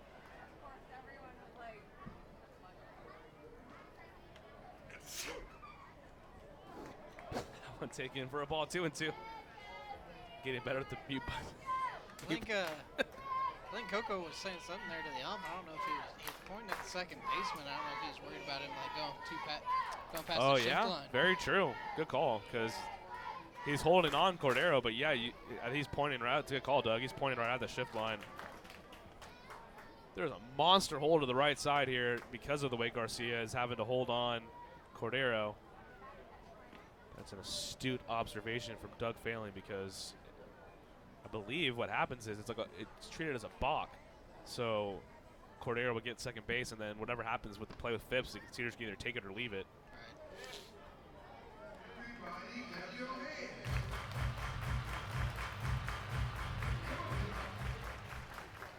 So 2-2 to Phipps. Skeeters have the tying run on second, the winning run up to bat in the form of Phipps. Turn my gain down just a little bit, just in case I have to go up a few notches on the volume here. Phipps steps out here. Cat and mouse game. I mean, if he could just punch something to the right side here, as an easy single. Essentially no one between first and second. Ball gets away from Falsetti. It was off his gear, so now Coco's going to move to third. And that was also a ball, so 3-2 the count on, well, likely we scored a wild pitch. So now you get one more of those, tie this game up here. It looks, I'm surprised they're giving him a mound visit here, because there's not a runner on second base. So interesting that they're letting Falsetti and Knight go talk it out here. It looks like Falsetti may have got crossed up there a little bit, because I don't think that actually even hit the dirt. It looked like it hit him right in the shin guard. Full count to Dennis Phipps. The tying run is just 90 feet away in the form of Albert Cordero. That one's inside, taken for a ball. So Phipps, now the winning run aboard here with still nobody down in the bottom of the ninth. Oh, look at some fireworks here at the end of the year in the 9th inning. I like that. And that's going to signal the end of the night for Dustin Knight, as Dan Clyburn is making his way to the mound. It's going to be the lefty Choplik coming on in for the Blue Crabs, and he's going to be given a pretty tough task here. Tying run at third, winning run at first. We'll be back in just a minute. Texas Farm Bureau members get free tickets to Skeeters home games every Sunday all season long. Just show proof of your membership at the ticket office to get 2 free tickets to any Sunday home game while supplies last. Visit texasfarmbureau.org/sports to learn more about this offer and other benefits associated with your membership. This offer is exclusive to Texas Farm Bureau members and is only available while supplies last. So become a member today. Texas Farm Bureau Insurance, proud sponsor of the Sugarland Skeeters. At CertaPro Painters, we know that finding the right team for your painting project can be overwhelming. We want you to have the best experience as we help your home or business come to life. We strive to deliver on our promise of care and quality. With our professionals by your side, the process will be easy and convenient, leaving you time for what matters most, like watching the Skeeters. Visit CertaPro.com today to book your free estimate. That's CertaPro with a C, C-E-R-T-A Pro.com. We do painting, you do life. Memorial Hermann Sugarland Hospital has been named a recipient of the highly coveted 2016 Malcolm Baldrige National Quality Award, the nation's highest presidential honor for performance excellence. Memorial Hermann Sugarland was recognized for its outstanding commitment to sustainable excellence through innovation, improvement, and visionary leadership. Memorial Hermann Sugarland is the first Houston area healthcare organization to earn the prestigious Baldrige Award and only the third in Texas. The Sugarland Skeeters are proud to partner with Memorial Hermann Sugarland.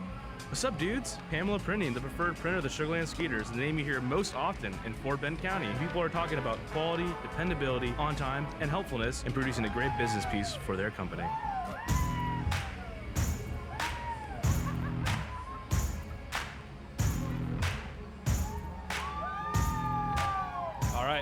the Skeeters with a chance to win it in the 9th inning once again tonight. Adam Choplik, the big lefty, has come on in out of relief. And he'll get a spot with the Skeeters having runners on the corners. Nobody down yet, and it'll be Zach Bornstein, the first batter to face him. Lefty on lefty here. Get you the numbers here on Choplik, who one of the tallest players in pro baseball at 6'9". We saw him pitch last night. On the year for Choplik, 3-2 with 2.15 ERA. Is going to get to appearance number 50 here. As his 50th appearance is now tied for the Blue Crabs lead. And we'll see Zach Bornstein if he can send the Skeeters home a winner here tonight. A ball in the gap might do it. A home run would certainly do so, but a fly ball is all we need to at least tie this one up. Phipps with the walk. That signaled the end of the night for Dustin. There, a little night. End of the night for Dustin Knight. 8 innings, and he's on the hook for the 2 runners on right now. The first pitch taken and in the dirt. Nice stop by Falsetti. Keeps Cordero at third. 1-0 the count. Bornstein tonight 0 for 3. Last night he drove in a run with a single and 16 home runs. No question, one of the most powerful guys on this team. And loves to go to the opposite way. See if he can maybe get a fastball on the outer part of the plate. He can take that way. That's where Falsetti's setting up. On the move is Phipps. They go fastball away. The throw into second is not in time as Phipps gonna get the stolen bag there. As Phipps, all 6'2", 220 pounds of him, keep barreling into Ken Blackstone at second base. Better him than me. Can't believe he hung in there for that. But a stolen base for Dennis Phipps. Heads up, getting the move on the lefty there, and now the winning run moves into scoring position. Still nobody down. And Zach Bornstein ahead 2-0. Choplik last night, an inning did not allow a hit, struck out a pair, but his work is certainly cut out for him here as he's inherited a pair of runners.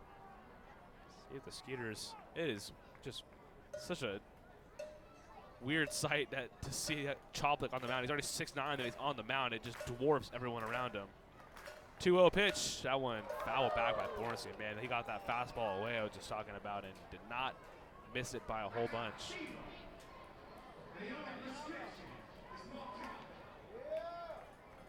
And I talked earlier in the broadcast about how you really just want to leave a good taste in your mouth at the end of the regular season. These games don't mean anything for the standings, but a couple of walk-off wins will certainly do that. See if the Skeeters can do so. 2-1 pitch taken.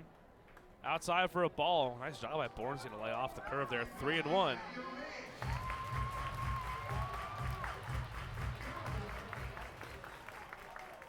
Imagine he's going to get something pretty good to hit here, but obviously with first base open, there's no, I guess, reason to pitch to him here, but you're going to have to face Juan Severio if that's the case.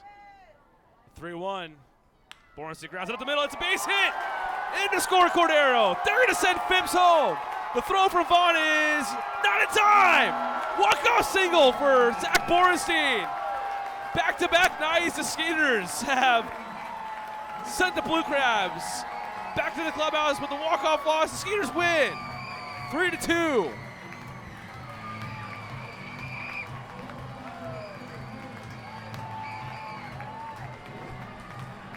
Zach Bornstein, the Bornstein Bear, Z-Bear, comes through in the clutch. 2-run base hit. And his single's gonna send the Skeeters to their second straight walk-off win. How about that? Light up the Texas scoreboard. A couple of big wins for the Skeeters here to begin this series. Man, you love to see that. Cordero last night with the walk-off single. Tonight it's Bornstein. He's mobbed by his teammates out there around second base. Bornstein, who has the only walk-off home run by the Skeeters this year. That's another walk-off hit. And the Skeeters' magic here to end the regular season feels pretty strong. Gotta love it. Skeeters win 3-2. I will be back here in just a minute, wrap this one up, and try to catch my breath. Another walk-off win for the Skeeters. They win tonight. We'll be back here in just a few.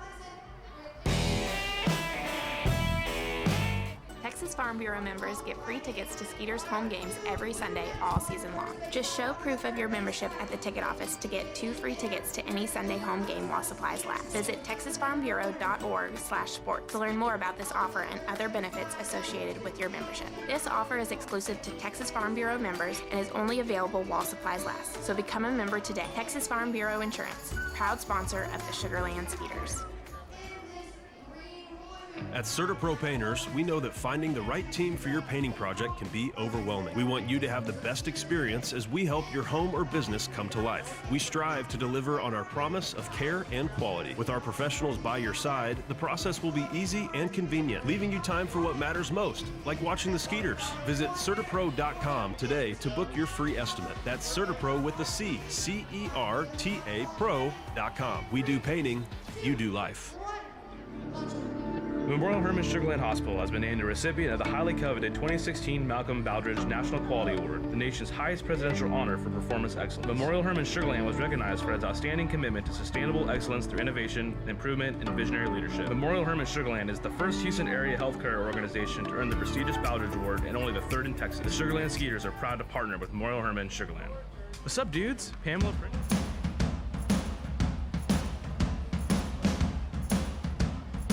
Nothing like rolling into the postseason on the back of some of your most impressive comebacks of the year. Another walk-off win for the Skeeters tonight. Zach Bornstein, 2-run single as the Blue Crabs didn't even record an out in the 9th inning. It was Albert Cordero got the inning started with a double, Phipps with the walk, and then he stole second base to get in position, and then Zach Bornstein, a 2-run single to win it. And 2 straight walk-off wins for the Skeeters. The winner tonight, that goes to Dan Runzler. Runzler picks up his first win of the year. He moves to 1-0. The loss, that's going to Dustin Knight, who pitched a heck of a ball game, but he will fall to 3-6. And Zach Bornstein, your game ball recipient. 2-run walk-off knock. Skeeters now head into the regular season finale with a whole ton of energy and hopefully carrying that right into the postseason. Final line score, 2 runs, 7 hits, no errors for the Blue Crabs. 3 runs, 6 hits, no errors for your defending champion, Cardiac Skeeters. All right, that's going to do it for me in the booth here tonight. Thank you so much for listening on YouTube, Facebook, and Twitter. 2:05 p.m. start tomorrow night. Game of Drones. You're going to be seeing all kinds of cool views tomorrow of Constellation Field. And one last regular season ball game before we head into the postseason. Enjoy the rest of your Saturday night. We'll see you all tomorrow afternoon.